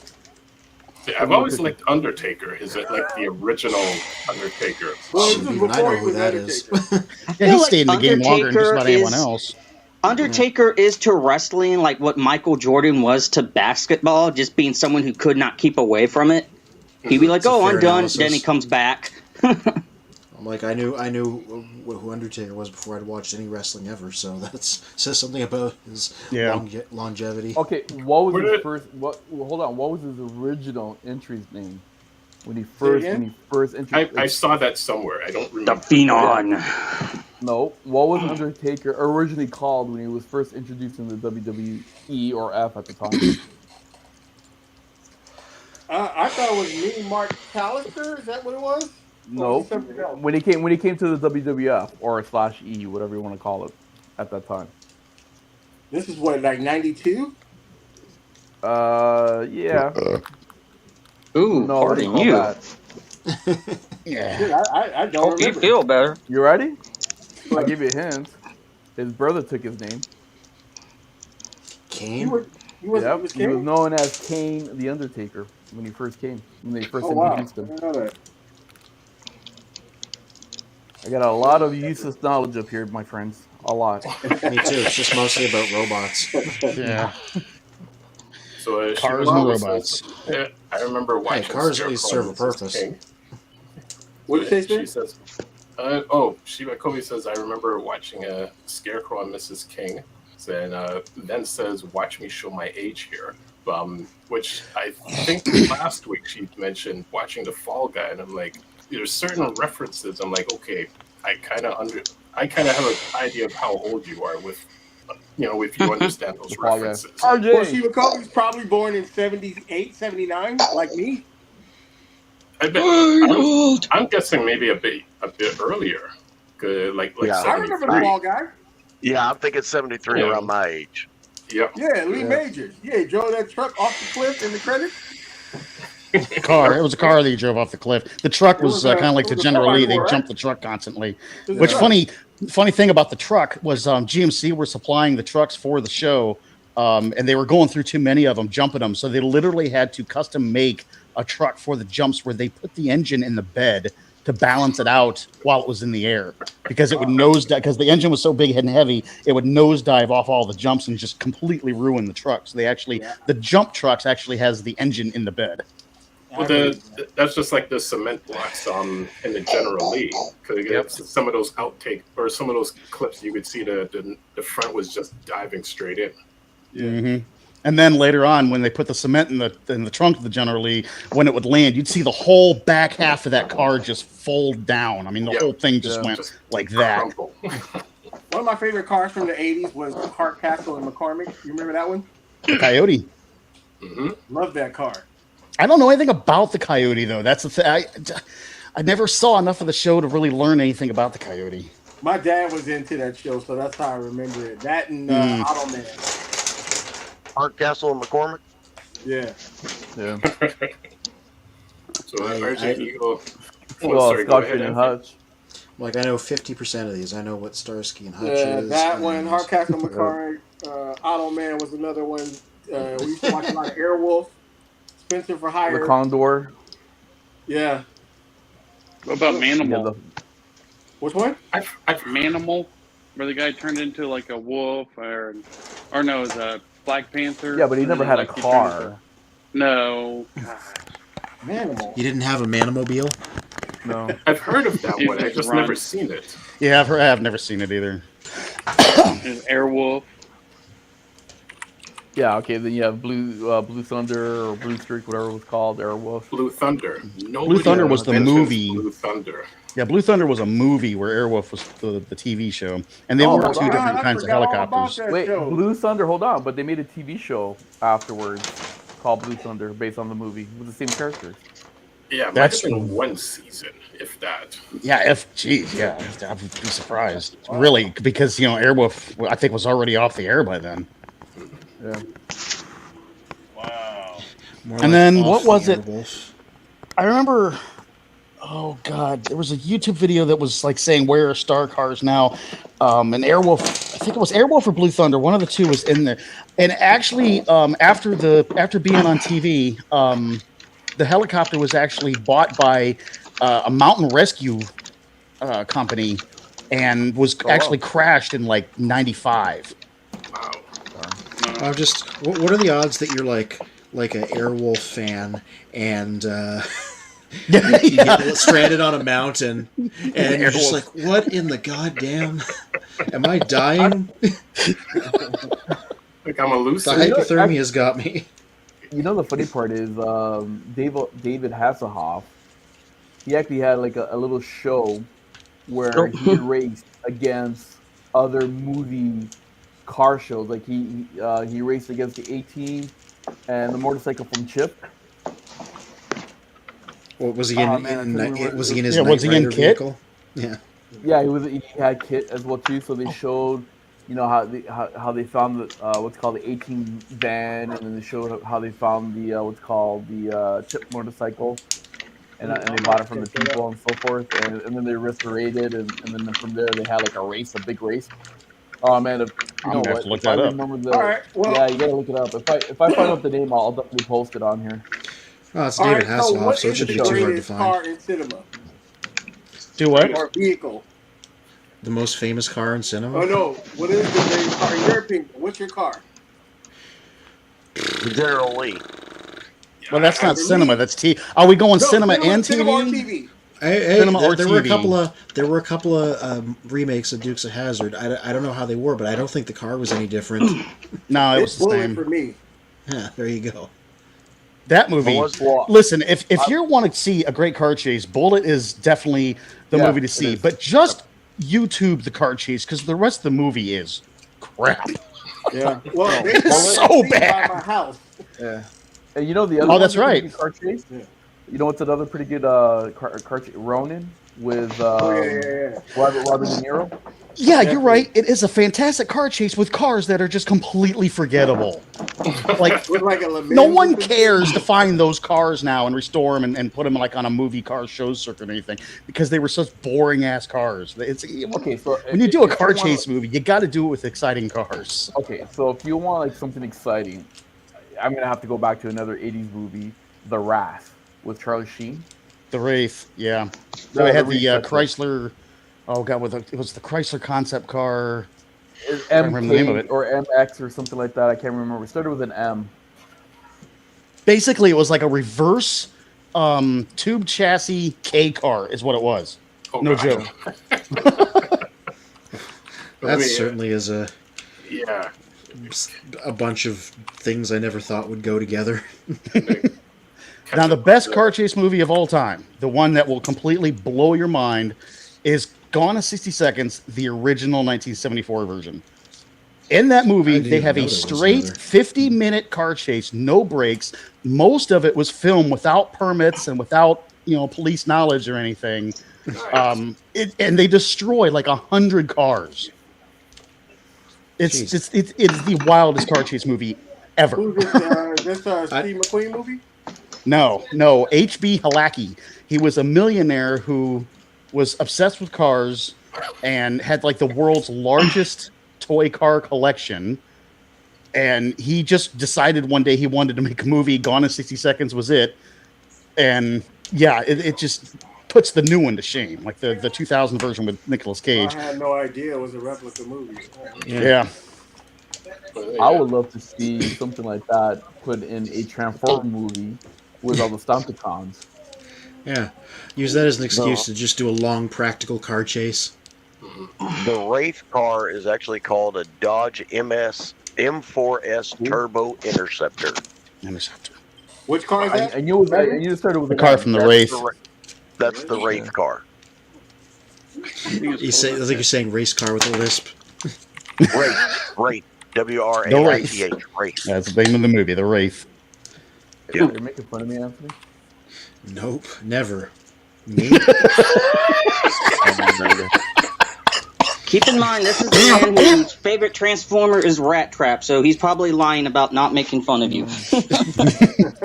No. See, No, Rat Trap is just as We're all favorite. gonna die.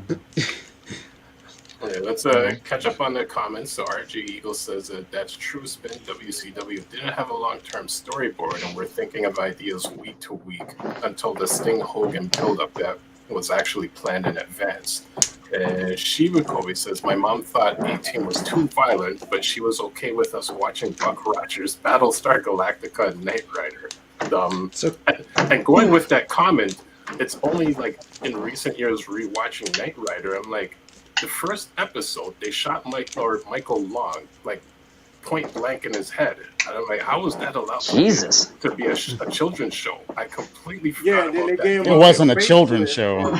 It was a family show, I guess you could say, but it wasn't aimed toward children. True, but I mean, Dukes of Hazzard was a family show, but the first episode didn't have someone getting taken out like in their forehead. Yeah, well, they weren't Daisy's butt cheeks out. with the pantyhose on. That was a weird thing from the studio head. The studio head said, no, Daisy Duke can't wear the signature Daisy Duke shorts unless she has pantyhose on underneath. So that's why she was always wearing pantyhose. It was so weird. Oh, I never even knew that. While you guys were watching Dukes of Hazzard, Knight Rider, I was too busy watching Benny Hill and Bizarre. Watching what? Benny Hill and Bizarre. Benny Hill's like light porn. Pretty much. Benny Hill, the saxophone song? Yep. Yeah. That's literally all I know about it, because that's just survived even beyond memory of the show itself. That music is copyrighted, and you will get a copyright strike if you use it in the YouTube video. Really? Yeah. I guess you learned that the hard way. Sounds like Toy Warp knows about this from experience. So apparently, yeah, the Benny only Hill old timey shows I remember from when I was a kid was MASH, Cheers. How about you watch that as a kid? Those were boring ass shows for a kid. I just remember my dad having on like TV shows like that. Oh, okay. Yeah, That's how I remember it. And I would, when MASH came on, I was like, I'm turning the TV off, because whenever I watched, MASH would come on after. I'm like, okay, TV's done, MASH is on now. Yeah, I always had a weird sort of aversion to the Looney Tunes, not because they weren't for kids, but because they were always the last thing on TV before the cartoons were done for the day. No, the one like Saturday mornings. That I used to watch with. No, sorry, I was going to say the one boring show that I used to watch with my dad, and this could really tell my age too. Barney Miller. Oh damn! Barney Miller was kind of cool. Son. I didn't think you were that old. I don't even know what the heck that is. It's a Barney Miller. Look it up. Yeah. So I did pick up a new piece of. I picked up a new piece of artwork from one of the guys from Transformers Liberated. Nate Niles does real good work, and this is a watercolor that he did of Ultra Magnus for me. Nice.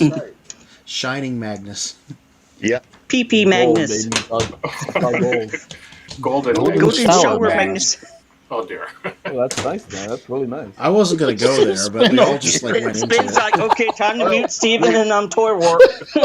Time to shut the souvenirs up.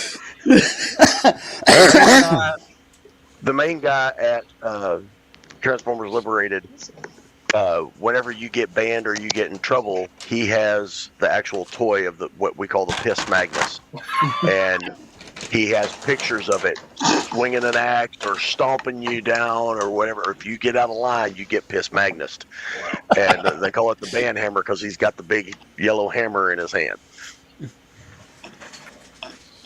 Oh, I like it. I might have to join this group now. Yeah, this guy does real good work. He's been posting a bunch of other stuff that he's been putting up recently, but he just had this in black and white at the time, and I said I want it golden. And I gave $25 for it. It's a I said he did real good work on it.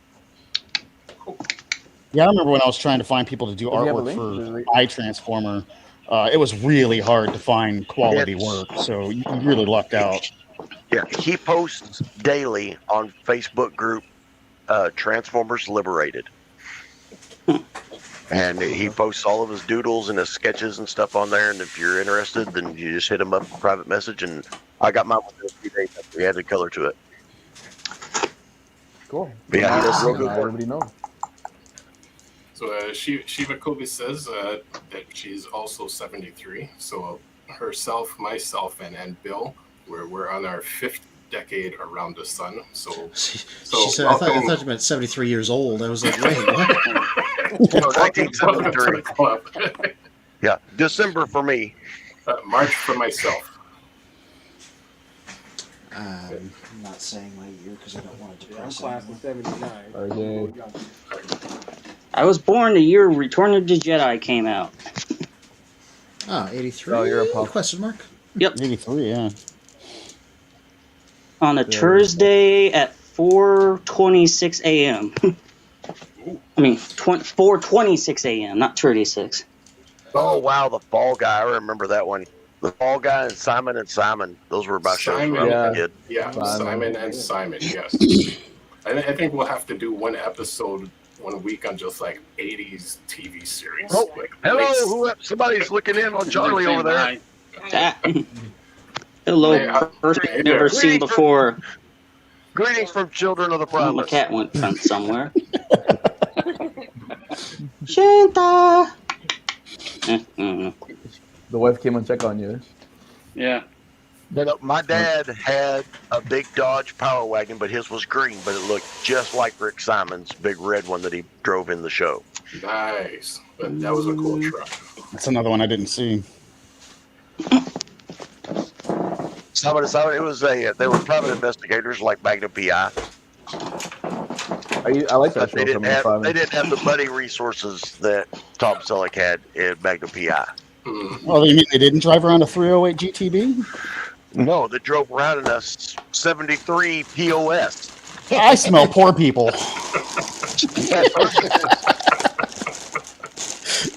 Which is funny because I'm sitting here. Current series I'm watching is Miami Vice because I'd never seen it before, so I picked up the series and watching that. The money that went into that show. I watched the pilot movie of that a few years ago with my brother, and I was like, this is very entertaining. I also feel like I've had my fill. Like, that's good enough. You want to hear something really funny? Since we've been talking about like 80 shows, I've actually started to rewatch Night Court. Which one? Night Court? Night Court. The crime-solving court. Night Court is funny. Yeah, it's hilarious. I totally forgot how funny Dan Feeling is. Dan Feeling. Yeah. Arquette. Yep. Oh, being the man He's whore. in the new one. Funny, man. Oh my goodness. I haven't seen the new one. Oh, the It's new pretty one sucks. funny. Okay. It's not bad. Sorry, it sucks. You know what? They cut Dan's Feeling's nut off. Well, he can't. It's par for the course for today's entertainment. Yeah, well, it's like the new Indiana Jones movie. Apparently, spoiler ahead. He's emasculated in his own movie. Phoebe Waller-Cates apparently makes a big decision for him because he can't make it, and it changes like the course of Indy's life. Like, Indy's like this badass fucking tomb raiding dude. You know, he's tough. You know, he's smart, and that's not just totally out of character for him for not being able to make, you know, such a large decision. All I keep noticing is just how Harrison Ford is really obviously like 700 years old. So how is he alive during this? They tried to. You know what? I saw that trailer exactly once, and he was finding riding a who was horse, and it there. was really, really obviously not him because there was like a beam in front of his face while he was riding the horse, and I'm like, this guy would actually just die if he tried to ride a horse. Every bone in his body would break. Well, he's already He's on a walker. Clint Eastwood, right? You know, he went to the same school that Keith Richards went to. So, you know, whatever they had for lunch, that's what he had. Incredible. So what was the Transformer topic you guys were talking about earlier today, or was Bumblebee there? movie. Just- I watched okay. it before we came here because I'm like, we're about to watch the sequel next weekend. That's right. It came out in 2017, 18, 19, 20, 22. That's like 5 years ago. I mean, it came out in 2018. That was 5 years ago. What do you think of it 5 years off now? Me, I'm like, it just takes me back to that period of time where I got to watch it early. It was it's impossible not to look at it and not have the conversation be about what it doesn't do that all the Michael Bay movies did. There's way less isms, and they seem to have reversed the roles of the lead characters, which I already opined about earlier. And yeah, it was just, but I have so much stuff from it because to me it was just a really good moment in time. Like maybe it wasn't as ambitious as it could have been, but I'm like, my good God, they actually made a Transformers movie that is okay. It isn't like a mess, a live action one at least. Yeah. Okay, so according to the internet, these are the 7 most famous vehicles in television history. Number 1 is the Tom Selleck Ferrari. Mm-hmm. Yeah. 308 Can't be Number that 2 famous. I is never the even Jet. heard of it. The number 2 is the General Lee. And I can't believe none of us said this one. Number 3 is the original Batmobile. Okay, wait. Pause for Number 1 4 second. is the A-Team van. Number 5 is Kit. Number 6, and here's another show that we forgot about, Starsky and Hutch's. No, we mentioned it. Oldsmobile. No, we mentioned it. Did somebody mention the 442? Yeah. No, it wasn't the 442. It was a Torino. Yeah, the Ford Is that what it Torino. is? The Torino? It does. Yeah, it's 76 Ford Torino. Picture. Yeah. And the number 7 is the Monkeys GTO. Yeah, it's not 80s. That's why no one mentioned it. Same way with the Batmobile, not 80s. Yeah. Okay, so what was the order again? What about so the first Herbie? one was the Ferrari. The Black Beauty I'm didn't make surprised it on Herbie's not on the list. The Black Ferrari, Beauty. the General Lee, The Black The Beauty should Batmobile. absolutely be on there, yeah. Okay, Beyond wait, Tom Selleck's Ferrari, because that's not. I mean, yeah, it's an iconic TV car, but not more iconic than Kid or the General Lee. Hell no. That list Okay, sucks. so number 2 is the General Lee. And what's number 3? Number 3 is the Adam West Batmobile. Yeah, the '66 Lincoln. Right. It was that actually started off as a Lincoln Futura concept car. Mm-hmm. Who made that And list? number 4? And then Kit. What? How's Knight Rider 4th? Wow. Right? Yeah, that should be And number then 1. the A-Team van. The 18 van was an '83 GMC. It wasn't a Beauville. God, I'm trying to think of the sub name of it. And how's the car not on the list? Oh, the Corvette? He only had that for like a couple No, the episodes. car. Remember the movie The Car? Is that 70s? Because it's movie, not TV. This is a TV Yeah. list. Oh, okay. Actually, this you is know TV. My bad. You know what? This is You know what? TV. Actually, you know what? Another car should be on that list. It's the Stingray, the Corvette Stingray from the movie. From the TV show The Wise Guy. There was a TV It's show just called Top Stingray 7. that focused on the Stingray. It only lasted like one season, but The next one is the Starsky and Hutch. that's a '76 Torino.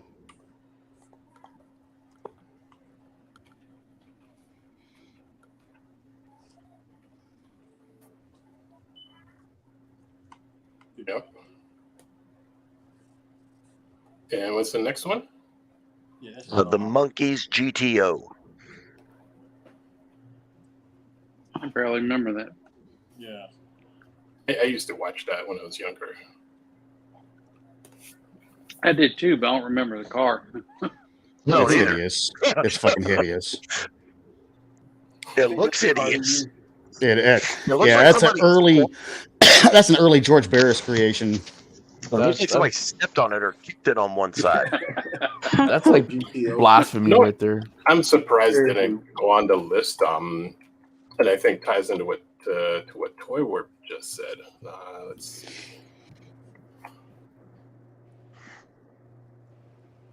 that vehicle? Could Dracula from the Munsters. Dracula is the name of that car.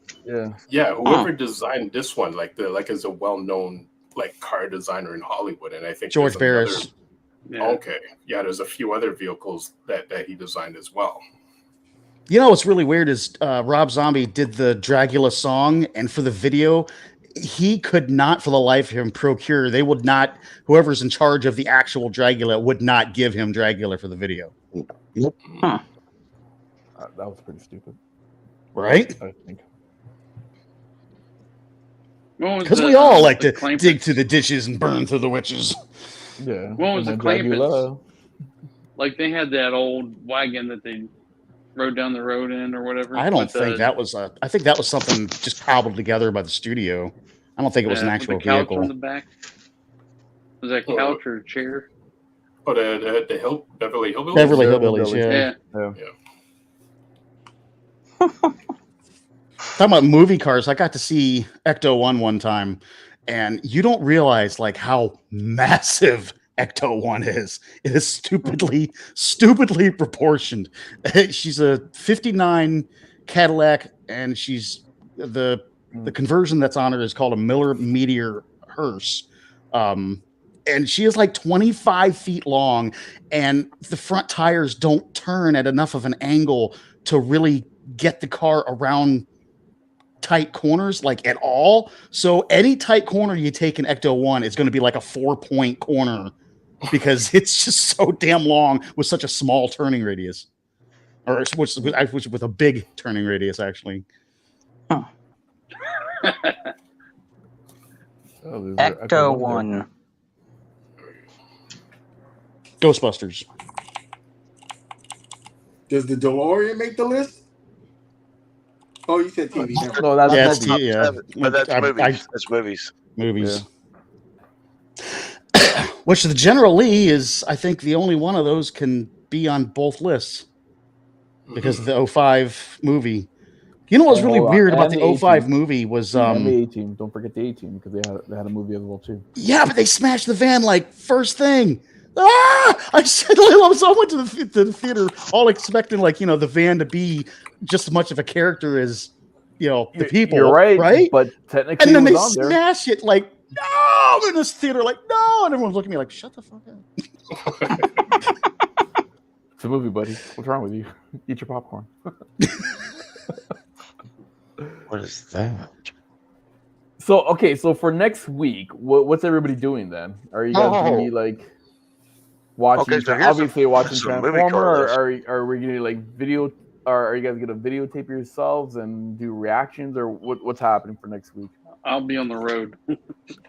The plan is to watch the movie Friday night when it releases, or at least releases here in Toronto. So that is the plan. And then on next Sunday, then we will talk about the movie. Okay, so we all need to have watched it by next week, or just don't jump on. Yeah, but you know what? I think you guys should videotape yourself doing a little before you guys walk in. A little segment, and then after you're done watching the movie, give your 2 cents, and then somehow send it to Spin, and then we can kind of watch each one. Okay. And so we can see what kind of reaction that we all gave. Does that make sense? Are you saying at the end of the movie or when we're walking into the theater? No. So before you walk into the theater, do a little quick thing hey, I'm Scourge, equals Michael's Bay Optimus Prime, and I'm gonna go in and watch this movie called Transformer: Rise of the Beast. I'll let you know what happens after it. Right, and then you come after when the movie's done. Then you do a little quick saying, "Yeah, that movie was great," or "That movie really sucked." Right? Is it released this weekend? This coming up weekend? On the 9th. On the 9th. Yeah, I'll be in a convention all weekend, so there's my excuse to not have to watch. Hold on, you have until next Sunday, so you don't. Yeah, I'll be at an appointment Friday. The convention is Friday through Sunday. Sorry. The convention's Friday through Sunday. What's your convention for? You have to do that. It's OMG Con. It's the anime convention right across the river from me. Senpai. Nice. Who? Well, okay. So, all right. So, except for Bill, I think you're to have a good excuse not to do that. I challenge each one of you guys to do that. Yeah, well, I got to take my kids and family with me. I wanted to go watch it alone first, but it looks like that's not going to happen. So, What do you think I'm gonna do? What do you think I'm doing? I gotta Yeah. take my son with me, right? I want to Yes. be able to So moments to watch it by myself. if you go cars and movies of all time, you get some really random shit. The number one on all three lists that I've looked at so far has been Ecto 1. Wow. Okay. Number 2 on this one is the Michael Keaton Batmobile. Mm-hmm. I can see that. DeLorean's got to be next. The number 3 looks like the Beverly Hillbillies, but it's like all shiny. Yeah, So that must And be it's the what it remake says. It one. says Beverly Hillbillies Hot Rod Truck. Must be from the. Didn't they make a movie? Yeah. Yeah, never seen it. Yeah, I mean, Because like the front of it's all shiny, but the back end of it still has Granny's rocking chair on it, and it's got like a spoke wheel and everything on the back end of it. It's Granny, that's why. Yeah, it's Granny. Like, you know, Come on. the chair's one not just allowed says- to fall. Nobody's core is Vanishing that good Point at 80. car. So which one? Vanishing Point, and it just shows the front of it, and it's a Charger like the General Lee, but it's white. No, it's a 73 Challenger. Yeah, 73. What car are you talking about? The Vanishing Point car. And if you're going to watch Vanishing Point, I suggest watching the 1997 version with Viggo Mortensen, because that story actually has plot and it's actually good. The original is kind of like a drug-fueled, crazy, like it's got some good car chase stuff in it, but near, about 3/4 way through it, it just kind of goes off like everyone on the set just got high and just started doing whatever with the camera. It's weird. Well, isn't that half of Hollywood? That sounds kind of fun, Might actually. have that car for sale. The next know one what? in line is Gen 11. Hold on. I'm going to stop you there for a second. I'm surprised Christine Yeah, didn't make that list, or like at least the top 3. top 3. And where's the DeLorean? Yeah. Do you know what Gen 11 is? No. That's Chitty Chitty Bang Bang. Wow. Why did they call it Gen 11? I don't know. Chitty I have Bang, no idea. Chitty Chitty Bang Bang was actually a car created by the studio, and Yeah. the only name it ever had was Chitty Chitty Bang Bang. Yep. But Gen 11, that's weird. The next one is the Gone in 60 Seconds Mustang. Mustang. Yep, Which the Gone in silver 60 Mustang. seconds? The silver one? Okay, so that's a 67 Shelby GT500. And Fastback can't or hatchback. tell what Fastback. Aloha Bobby. What? It's a 50s or 60s black Corvette. And then we get the Bandit, Smokey and the Bandit. Hopefully the 77 version, not the 79. Yep. We have the DeLorean next. Wow.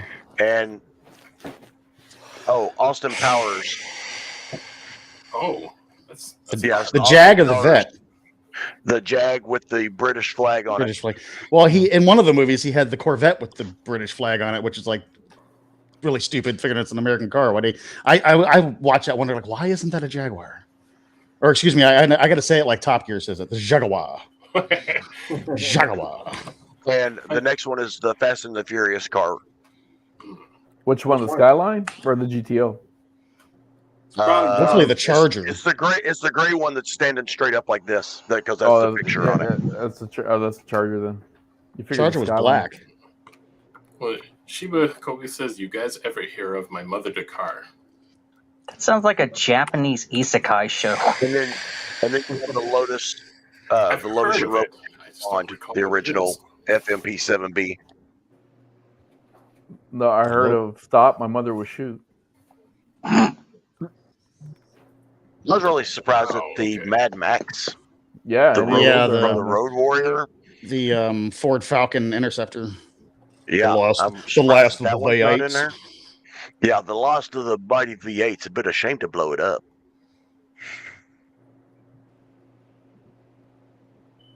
Oh, we see Which was something. weird too, because it didn't have a very, as famous as that car is, it didn't have a very prominent role in the new Mad Max movie, which is freaking fantastic. You know what? And with you saying that, I think that's what makes the difference of the car popularities. A car's popularity, and I'm surprised Herbie Lovebug's not on the list, where Yeah. the car is almost the star of the show. Because I mean, General Lee had its own fan mail coming in, as opposed to other shows. Like the car is just a cool looking car. You know, if it went missing, like the show would just go on without it. But it's like you can't continue like Knight Rider or Dukes of Hazzard without the car. Correct. There was a movie back when I was a kid, and I loved it. I watched it every time it came on, and it was called Corvette Summer. Mark Hamill. Yeah, and the Corvette that he had in there, all I can really remember is the hood and the fact that the car was the same color gold as my uncle's. Yeah, that right there. That's an I interesting. believe it was a 76 Vet. Did you know in that movie that's where he got into that car accident? Car and that's accident, where yep. They had to to make those scars part of the what's called, was it Empire Strikes Back? That's why he got hit in the face by that snow Bigfoot thing. Yeti? Yeah, man, That car right there, that is just beautiful. It is. Yeah, beautiful lines, but it was actually the lowest horsepower Corvette that was ever made, and it only came with like 170 horse. Only. No, that's not a lot of power. Jesus Christ. The oh god, let me remember. The 2019 ZR1 came with damn near 700 horse. Ooh, okay. I see what you mean then. Yeah. I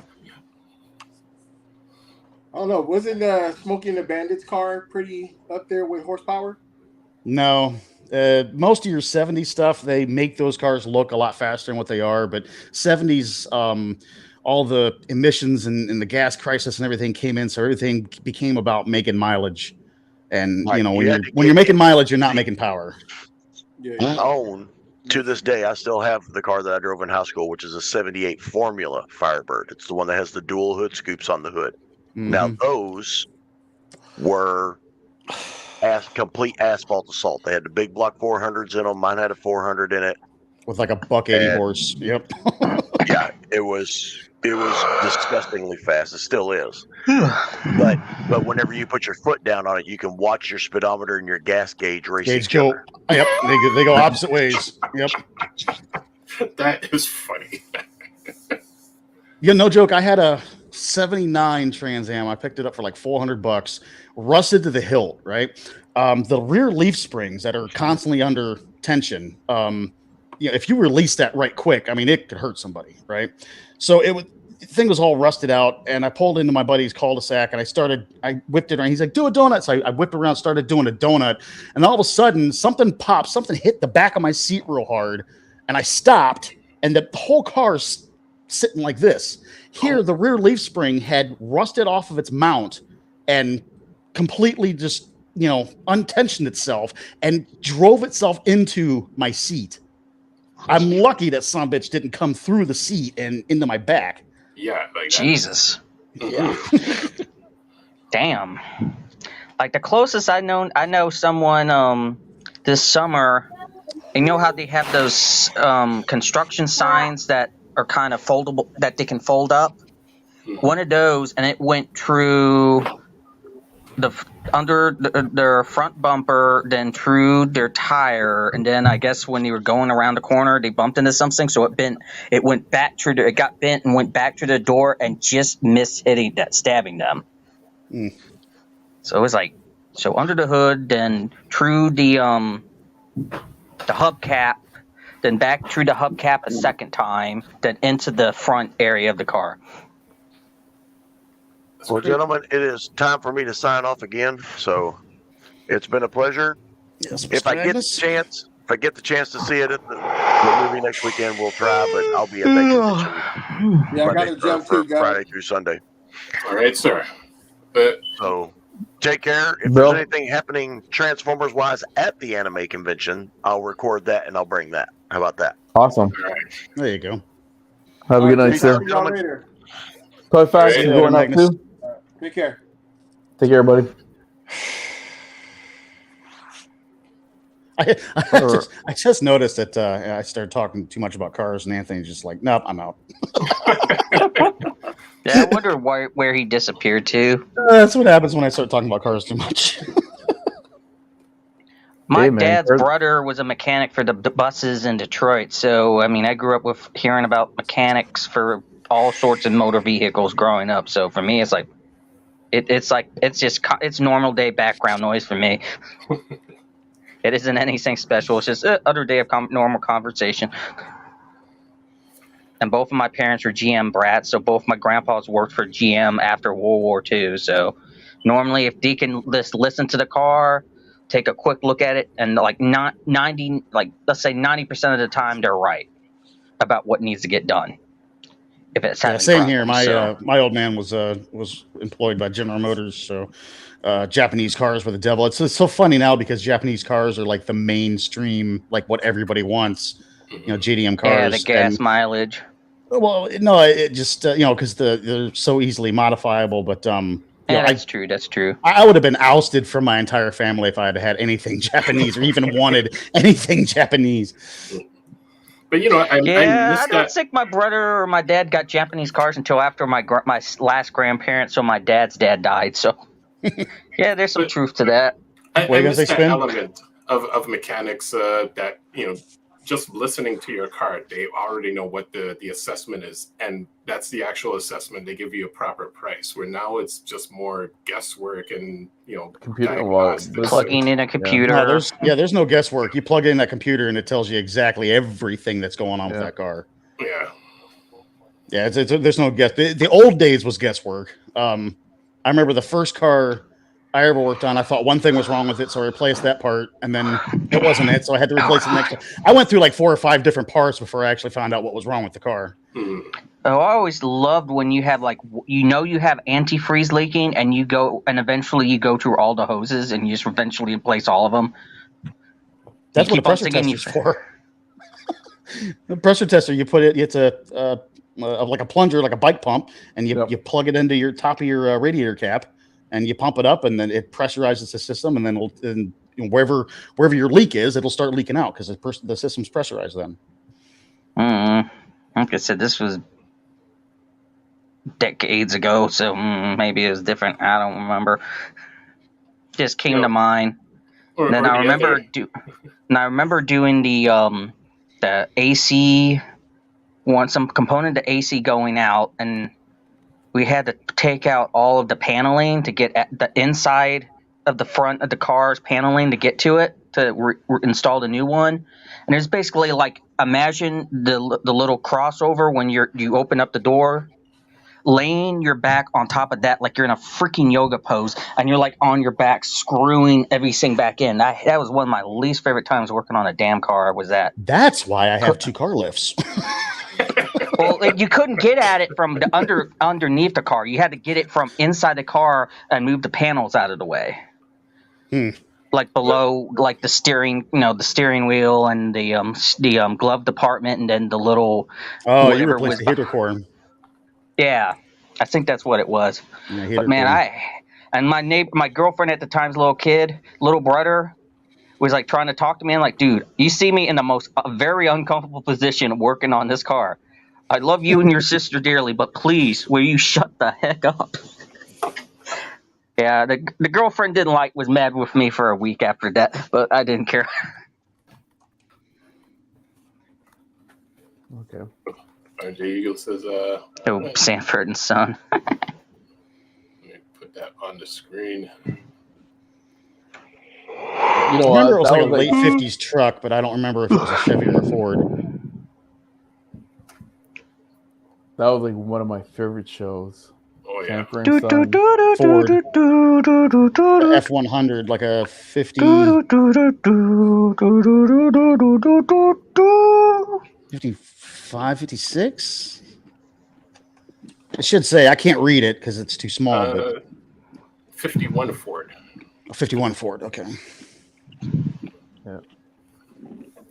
That show, Archie Wow. Bunker, and the Jeffersons. I seen something posted on the Jeffersons where it showed, the couple, and at the time of filming, he was like 39 and she was like 60 something. Mm-hmm. Like their actual ages, not in the show, but their actual ages. That's how far apart they were in age, and the show played it off as they're the same age. Well, wow. same as I would never guess that. Same as the Cosby Show. The oldest daughter, not Denise, Sandra. I believe Sandra was the oldest daughter. She's only, I think, 5 or 7 years younger than Felicia Rashad. So 7 years younger than the mom on the show in real life. But she plays her daughter. Felicia Rashad still looks. She's still hot.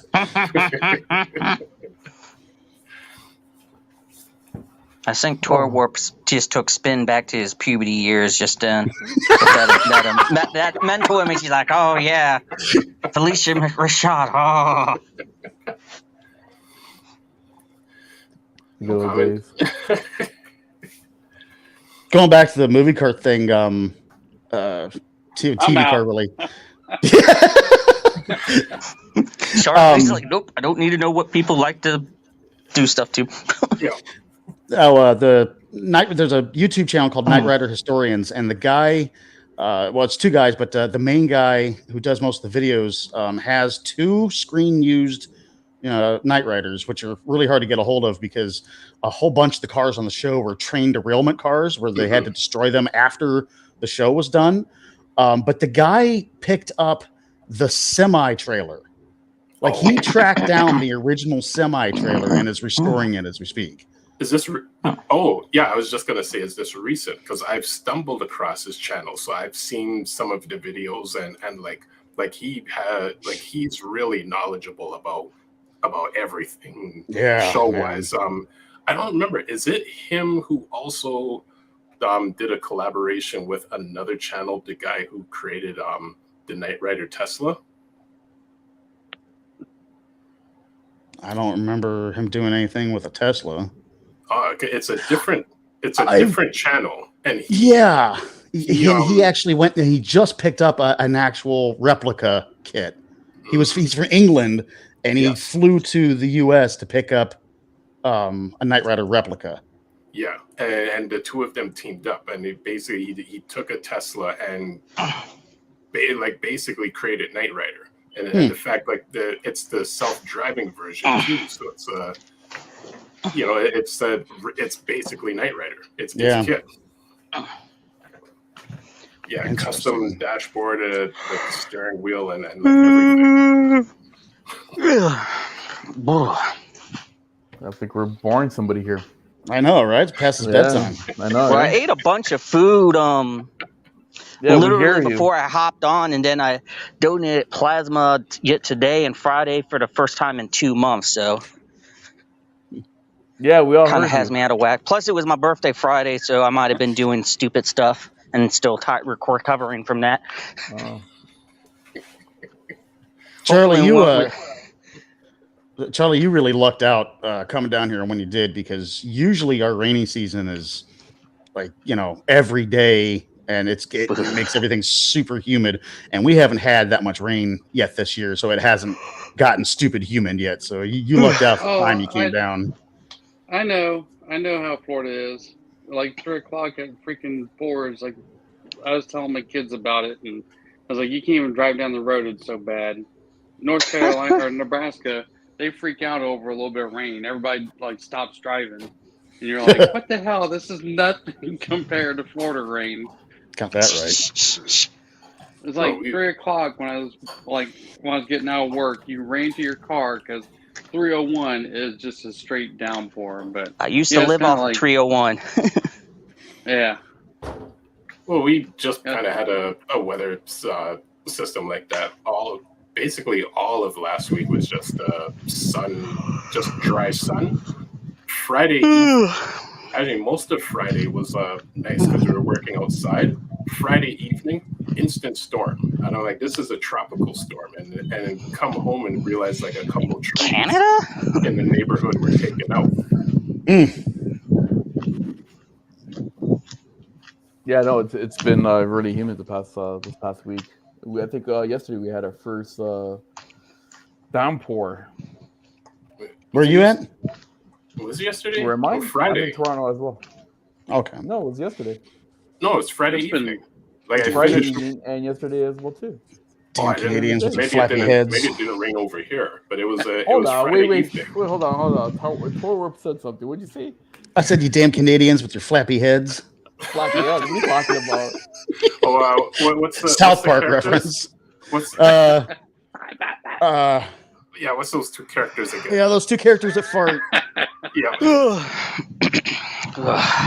South Park, that's it. Terrence and Phillip. Yeah. Yeah, Terrence and Phillip. I'm Mr. Hanky the Christmas Carol. Howdy ho. The fuck was that? I just assume you don't watch South Park. No, I don't really watch South Park. Yeah, don't get me singing the chef's No. chocolate you know what song. No, that's okay. You get demonetized. Like, nope, not gonna happen.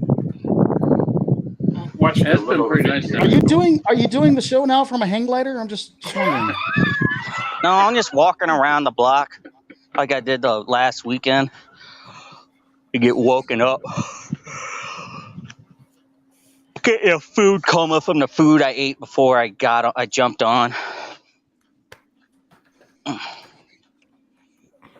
Well, you're making me fall asleep right now. Never mind.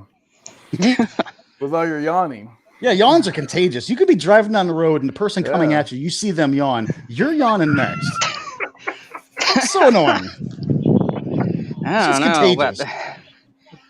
I mean, I lived on a broad street in Richmond, Virginia, and I would see people like street racing like late at night if I was coming home late from somewhere. So, if anything, I was like on high alert the whole time when I was on the road and at night in Richmond, Virginia, anyhow. Because of stupid people doing stupid crap. So Professor D says it's past Emperor's bedtime. He's starting to lose it. Yeah. I've been losing it. There's a saying that if you don't think someone's crazy, you don't know them very well. I see the wheel spinning on Toy Warp. My brain tickles. So where about are you, Toy Warp? I'm in Florida. No, I know in Florida, but like whereabouts? Like Tampa? Oh, I'm in Sarasota. I'm about an hour south of Tampa. Okay. West Coast. How is it safe to live there? Basically, what I'm getting at is like weather-wise. Oh, you mean with our hurricanes? Yeah. Oh, the hurricane parties are epic, man. The hurricanes are absolutely epic. I don't know, man. I haven't been sober for a hurricane since I moved here. Yeah, hurricanes aren't knocking like we have like both in Florida and Virginia and North Carolina. I didn't have no family in Georgia growing up, and we like kind of like how most people they like have the different their kids' heights at different ages. Well, imagine that, but with how high the floodwaters got from hurricanes is what we have instead. Okay. So I do know down that here in Florida. Yeah. Do what? I've been here since '79, where I left because I joined the Air Force. But this area has never been hit by a hurricane. Knock on wood. But it always got the rains and all that crap, but never like directly hit. Like I have family that live in Florida as well, and then when I hear the hurricanes, it freaks me out a bit, right? Because I'll send them messages like, "Are you guys okay? Or is everything all right?" I see them bordering up their windows and stuff like that, and I say to myself like, "Why would you want to live there?"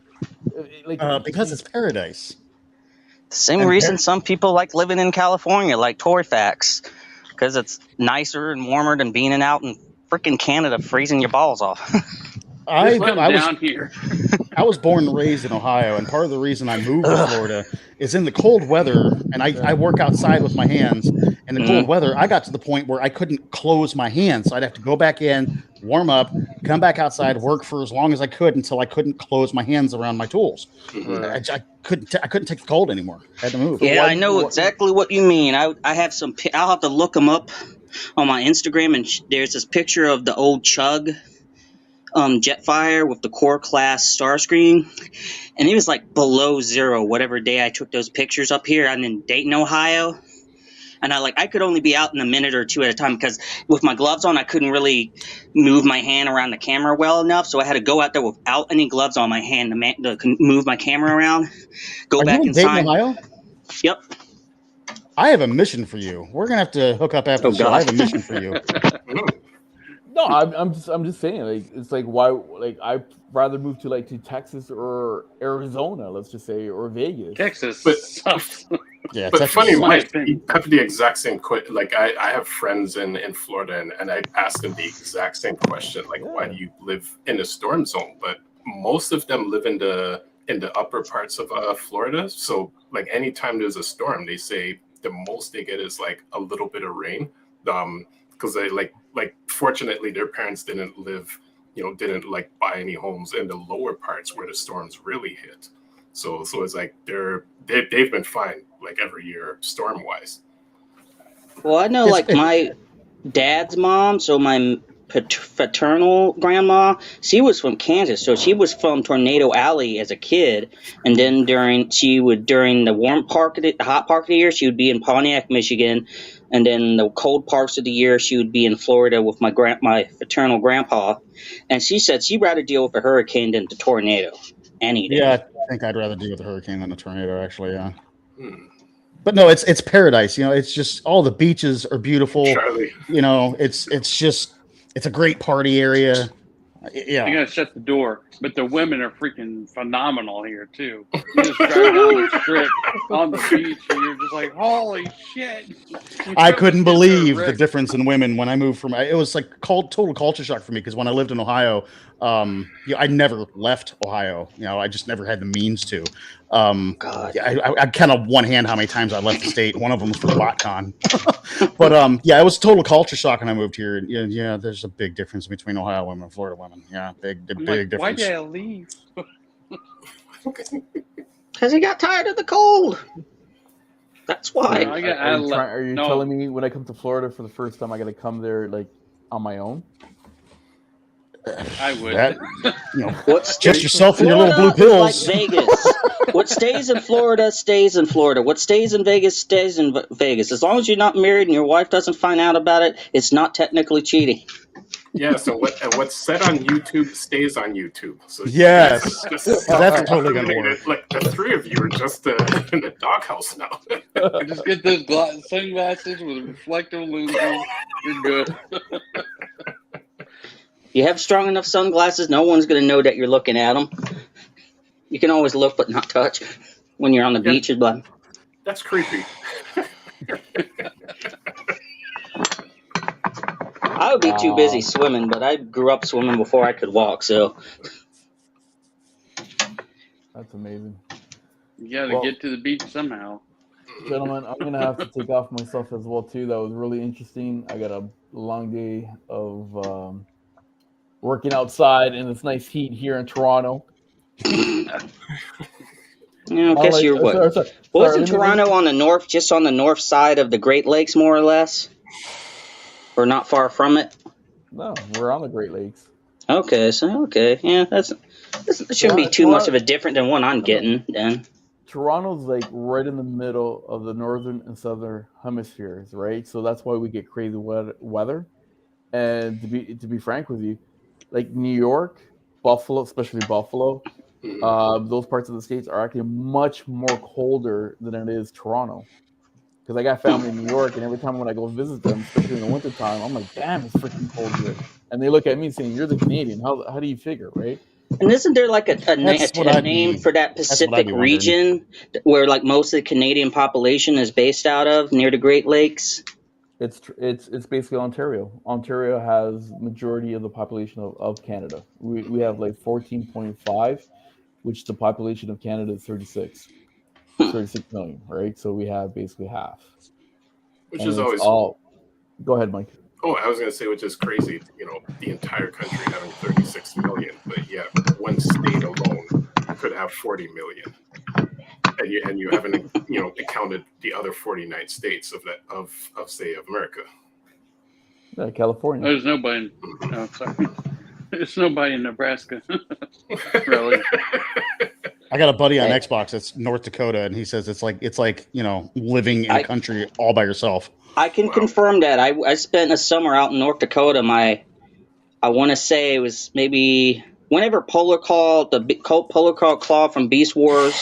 So still maybe the first season of Beast Wars was out. So 96, 95, somewhere around that time, I was out in North Dakota for the summer. And it's like, they basically don't have speed limits out there unless you're in a city, because there's hardly no one out there to have to worry about running over.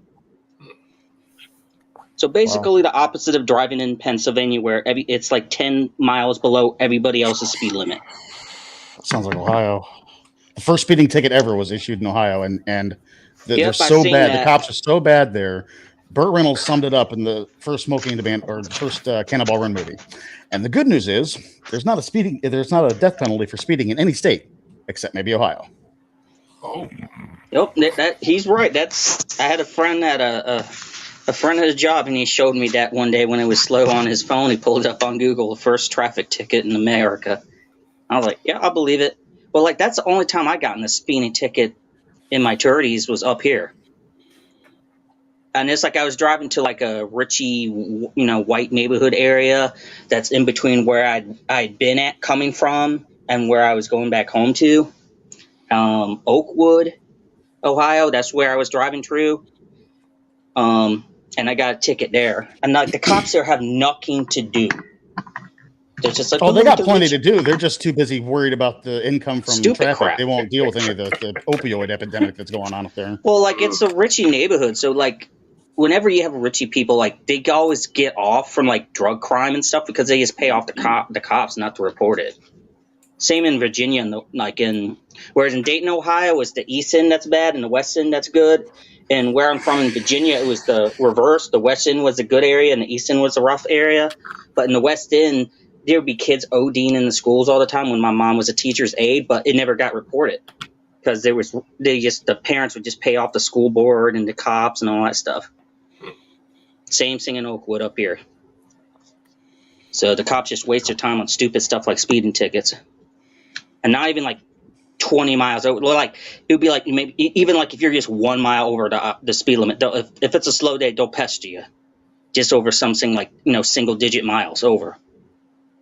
Yeah, the town where the first speeding ticket was issued, that's like their tourist draw, no joke. Oh God. And no joke. I believe it.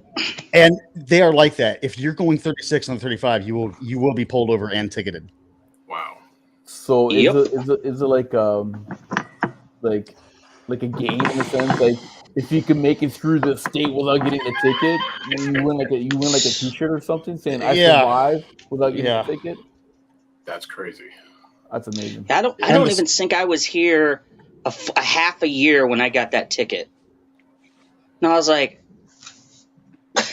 it took me years to get my first speeding ticket in Virginia.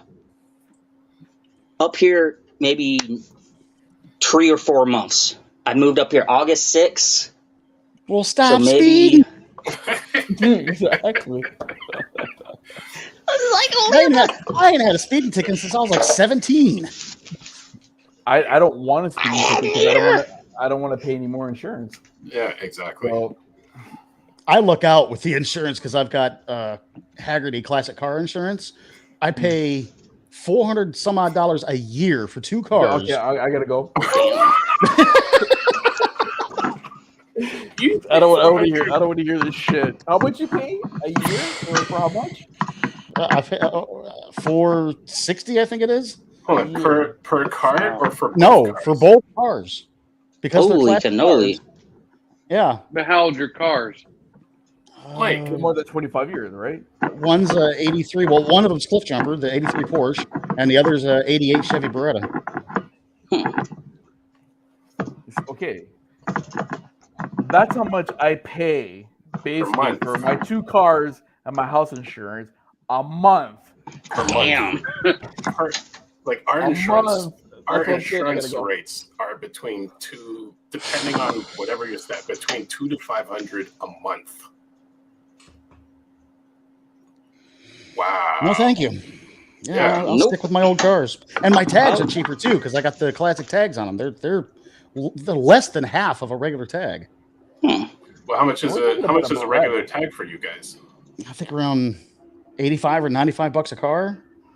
Yes, and my classic tags are only like $20 or $25. Wow. Are you talking about the thing where it's like the date, the month, and the year that you got to renew it? And you say the tags Toy Warp? Yeah, those are only like $35 in Virginia. Yeah, we don't have that. We don't have tags in Ontario. Well, not anymore. They just we got rid of it. They just got rid of it. Yeah, this year. So you guys don't tag your cars? No, we don't have those. The tags, the license, to the sticker. The sticker. Oh, the sticker. Okay. Yeah. Well, for personal, commercial vehicles still have to get them. Yeah. So you're talking about where you have to renew it every year or whatever, or every year or every 2 years, whatever it is. Yeah. Yeah, that's the way England is. They don't have. They just whatever license plate or whatever comes on the vehicle. That's it. It stays with the vehicle forever. Yeah. Mm-hmm. I'm curious, Toy Warp, when you were up in Ohio still, do they still not have it that you had to get like an annual? I know right now I don't have to get an annual inspection up here, but in Virginia I did. Oh no, they made you inspect your cars. Not so much the county I was in, but I know counties with bigger cities in them, like Cleveland and Columbus. They were both I can understand that, and doing the whole e-check thing. So your car had to pass emissions. We got rid of that. Yeah, because that was bullshit. We only got rid of it because basically the majority of cars were, in a sense, they forced anyone with older cars to get rid of them. And then since all the newer cars don't really have that issue, then they got rid of it. So just however much extra money they could make off of people and then cancel it. Like nothing happened. There was a lot of instances where a lot of those e-check places, they'd be like, well, the good news is that your car passed the emissions test. The bad news is we blew it up testing it. Oh. It was like a regular occurrence. Yeah, because you got to remember, because of your weather, right? There's a lot of, classic vehicles in a sense, right? Mm-hmm. Versus here in Toronto, because, you have the snow, which comes with salt. And so that's why you don't have a lot of, classic cars, right?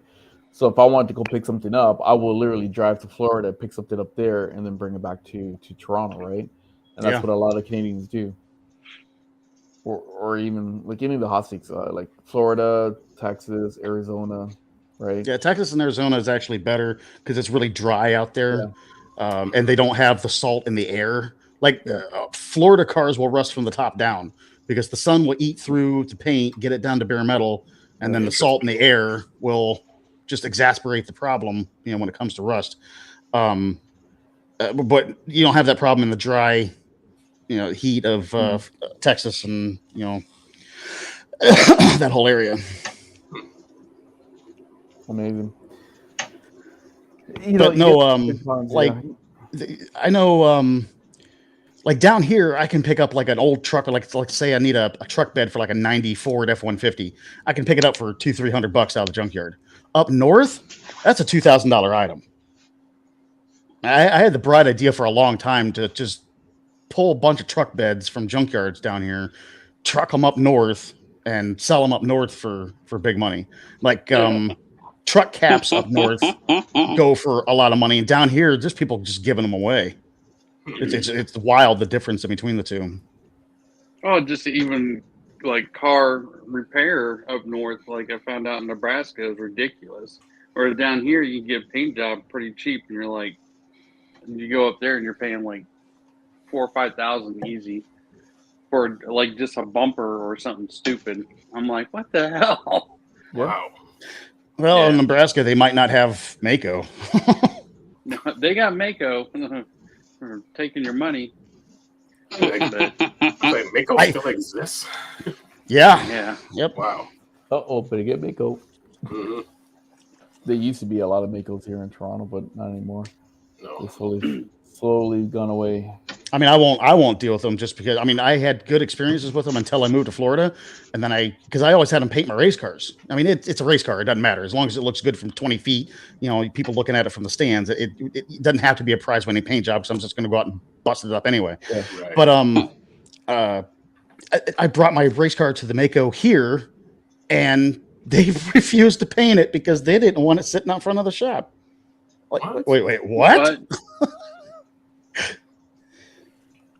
Yeah, so I quit dealing with Mako at that point. How much is a paint job there? Like just an average paint job? Like $300. Oh fuck! What? That's only like $300. Like the top of the line paint job's like $900. And you know, it's not going to win any car shows, but it keeps the rust and stuff off your car. You know, it's just basic, just maintenance. Wow. I think I knew people because I used to do a lot of car shows, and they'd paint murals on under the hood and stuff like that. And I was like, "How much you charge?" They're like $50. And you go up north, and they want like thousands. Like, oh, that's only $1,500 or $1,500. I'm like, what? Yeah. How is there such a drastic price difference within the regions, though? Up there, I think it's I don't know what Charlie's talking about because if you want the murals and stuff painted, you're paying thousands of dollars. I don't know where he's going, but I need references, my friend. It was Pensacola and Panama City, that area. Like I was talking to people, and they were pretty cheap. That's not Florida. Down here. Yeah, I know. It's LA, Lower Alabama. Yeah, fucking Lower Alabama. That's all that is, man. Ugh. Hey ho. Is it Sweet Home Alabama? The people live their cousins or something?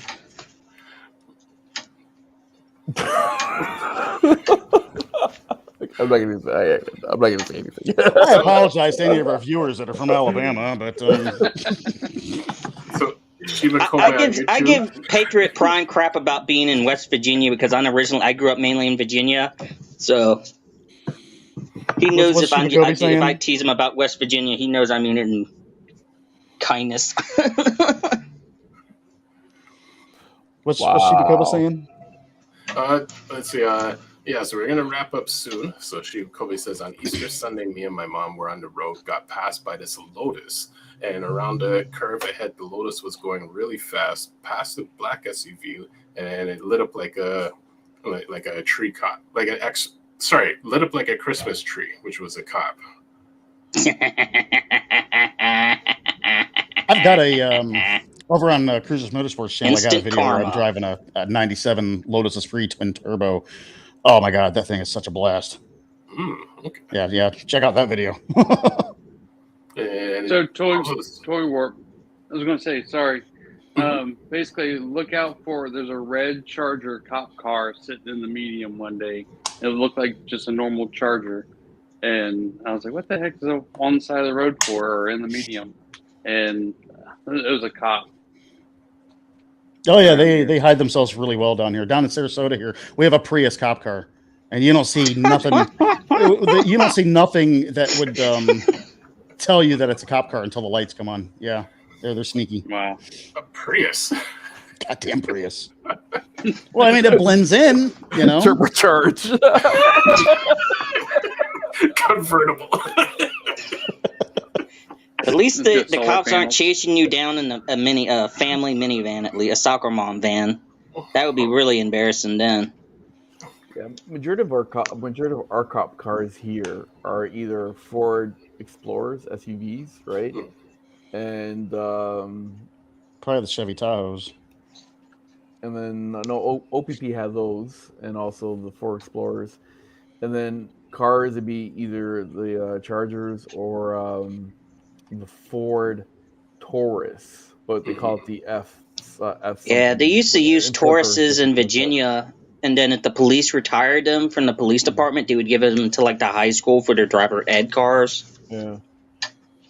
But they call it the Ford Taurus here, which they sell it to the cops. It's called F interpreters or interpreters. Interceptor. Interceptor. That's it, right? Yeah. So, Well, I've seen some of the challenges down on the highway. Like there's one highway that runs like on the bottom part of Toronto and then kind of goes towards the east in the city. But there's a section where they can sit like behind this concrete and completely hide. And it's funny just watching people speed along that stretch. Cause I'm like, there's probably a cop sitting there, and as soon as they pass by, I'm like, it's sitting there. So you just see them like chase them. I'm like, you're not outrunning a Challenger. Like it's just funny, it's funny to see it. Yeah. I'm sorry, is that a challenge? Challenger. Throw one corner in there, I'm dusting his ass. His fat 5,000-pound ass is not going around the corner as quick as I am. Eating the donuts all along. No, I'm just saying that with 5,000 pounds, that's what those freaking things weigh. What? I know that's what you meant. Especially with all the equipment and everything. I mean, stock they're around 5,000 pounds, and with all their equipment and everything. What are you driving then? My Beretta or my Porsche? Your Beretta? Did you see Beretta? Yeah. Oh, you should go through his channel and his pages. He's got like tons of Berettas. I got 6 Berettas. Have you not heard him talk about cars every Sunday on here? I haven't been on here for a while, man. True. You're talking about Chevy Berettas? Yeah. Like I know, throwback, huh? Like 1980, like early 90 kind of Berettas? I've got 88, 89, 90, and 95s. Damn. Trust me, when you see the picture, you'll be like, ooh, like it brings you back. Yeah, I haven't heard Berettas like in such a long time, man. Like except for the TV show. Right? That was Beretta, but yeah. You know, but no, right? they're it's so weird because like Corvettes are top of the line Chevys, and they're supposed to be like big time future collector's items. I am literally selling off one of my Chevy Berettas here soon and buying a Corvette because the Berettas are worth so much and the Corvettes are worth so little. Are you serious? I'm serious. Because in Spin, you remember this back in high school days, back in Jeffries, right? Like, we had either the Berettas or the Z20, Z24. Mm-hmm. Yeah, that was the Cavalier. Yeah.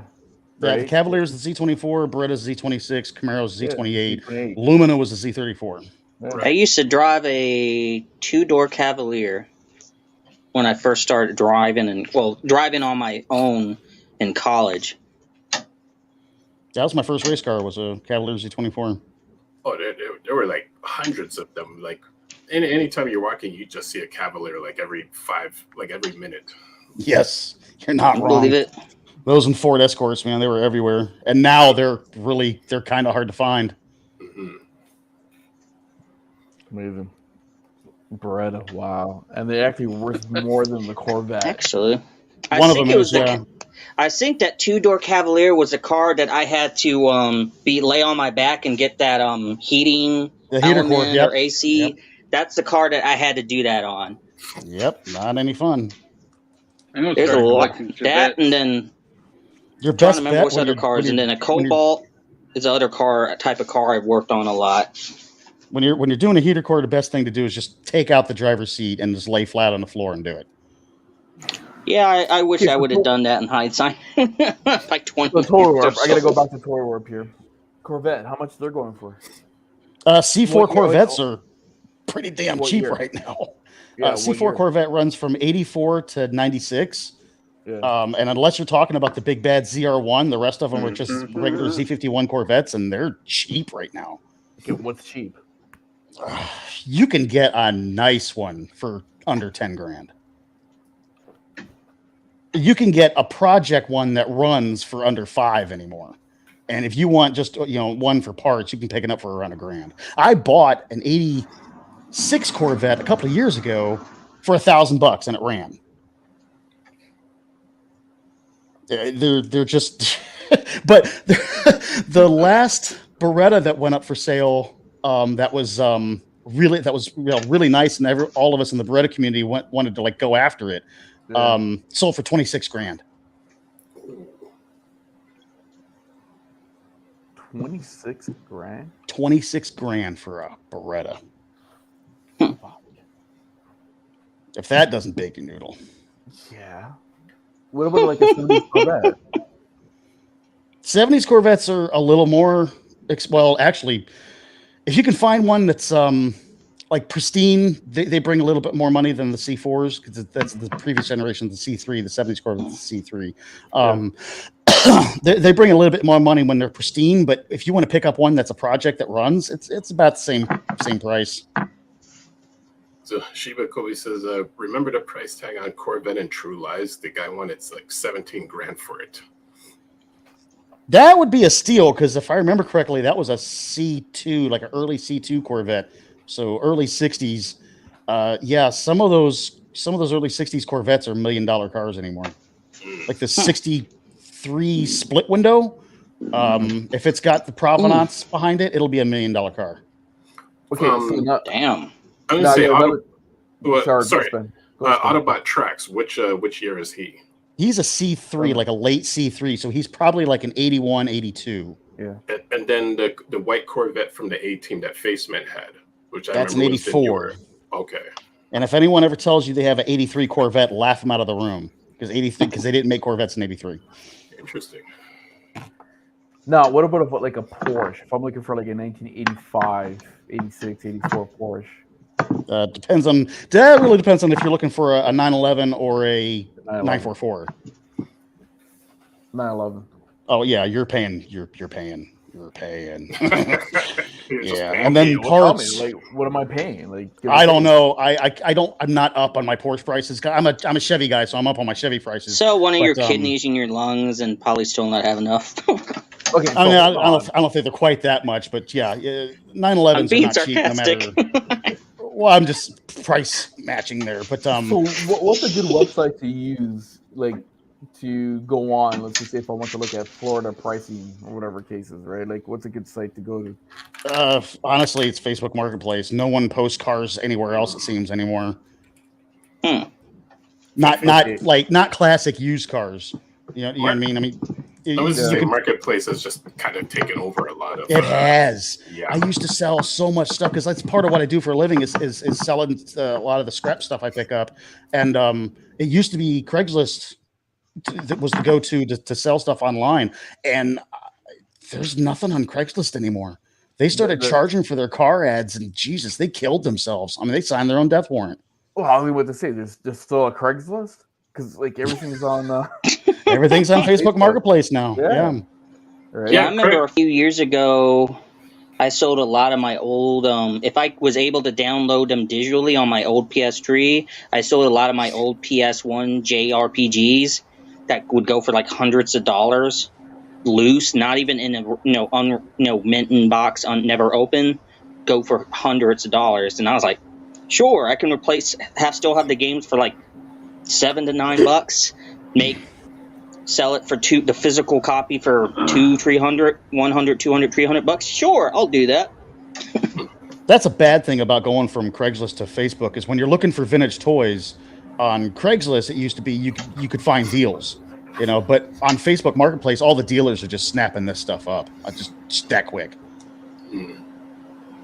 That's crazy, man. That's really crazy. Because here, like, we try to look for cars, and ever since that shortage of the chips or whatever, like, you know what I'm talking about, like, through the pandemic with all the chips. Like, the chip shortage. Yeah. All across the board, used vehicles have just skyrocketed. It's like you're paying basically, like you're buying it brand new. Well, it's the same issue that contractors are having, and it's almost like the manufacturers are just forcing them in a position where if a contractor wants a new truck, they have to wait a year for the truck. And they're like, well, if you're a contractor, we know you can't wait a year. So we'll sell you this used one for an extravagant, some crazy price. You have no choice but to buy it, or you've got to sit without a truck for a year. So what's your choice? Were you guys having the same issues as well, or like if you want to buy a we're not down here. The chip shortage thing's kind of over. you know, in the States it's kind of over, and you know they've got trucks sitting waiting on the lot that you can buy. So Amazing. Well, I think it depends on which state too. A lot of the states are depends on the vehicle, like they're sitting. Like they got what is it, Jeep Renegades. They can't sell the 22s and 23s Renegades because nobody wants to buy them because they don't have true Jeep. because they're gutless. My God, they're gutless. Oh yeah, and they can't do what the normal Jeep does. Yeah, they can't do what the normal Jeep does because the wheelbase is entirely too long. They can't haul anything because the trunk of my Beretta would haul more than that bed will. And they're slow. Wow. They look cool. Don't get me wrong. They look cool, but God, they're slow. What, the Renegades? They look ugly. What are you talking about? The Renegades? You're talking about the half truck looking thing? Yeah, they're ugly. Yeah. Oh God, I dig them. I think they look cool. I know, Really? like they're junk. You know, I know they're junk underneath, but damn, I think it looks cool. But I like the old Comanches too. The old Jeep Comanches, the pickup. Those are nice. I like those. But when I saw them at the auto show for the first time, I was like, yeah, no. Yeah, I was gonna shout out the Shiba Kobe. I know the only Dragon Quest game I really got into enough to buy a copy was the Game Boy Color version of Dragon Quest 3. I did play Dragon Quest 8 though. I think I played it via a demo that came with Final Fantasy 12, the initial release on PS2, I think. But I mean, Dragon Quest series are pretty good. I mean, they're up there with Final Fantasy. I mean, in Japan, Dragon Quest is as big in Japan as Final Fantasy is over here in the U.S. So, Yeah, I would have to think. I have to call my son, and he can answer that question. No clue. Hockey? Yeah, I'll talk about hockey and Transformers. Yeah, hockey, Transformers, and wrestling. Wrestling, you know, Berettas and you know. woo! The Nature Boy. Yeah, I've got videos on the Cruisers Motorsports channel of the Berettas doing stuff with the Berettas. So you might want to look at it. No, I'm definitely gonna take a look at it because that just brings back memory. Mm-hmm. Yeah, trust me. Because you know the funny part is, like, it's memories. Yep. Yeah, it is because the funny part is I had an '84 Turbo Thunderbird, right? Ooh. And you know I fixed it up whatever because I bought it at the junkyard, fixed it all up and everything, and then we used to go racing. And the first vehicle that I raced against was a Beretta. Ooh, you probably lost. No, I won. Must have been a 4-cylinder then.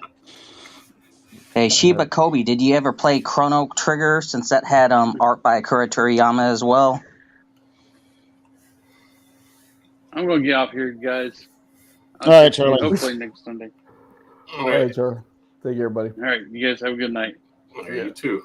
You too. I guess it is time. I guess it is time to wrap it up. But I'm sorry for 2 minutes till 11. I'm sorry for hijacking it with cars again and chasing Anthony off. Hey man, you know what? It's called Frenzy Freestyle Sunday, right? For a reason. Yeah, that's what Spin keeps saying. But every time I mention cars or Bigfoot, Anthony's just out, and I feel so bad. Yeah, Shiba Kobe. I know Toy Warps. I think he said he added you. He saw you posting on Facebook, and he added you. If you look up SETTOM space Bach BOCK, that's me. I could talk to you about Super Nintendo and PlayStation 2 and PlayStation 1 JRPGs on there probably. If you look me up. Or I'll just ask Toy Warp on his via his Facebook message page what your name is on Facebook is. It's Shiba Kobe.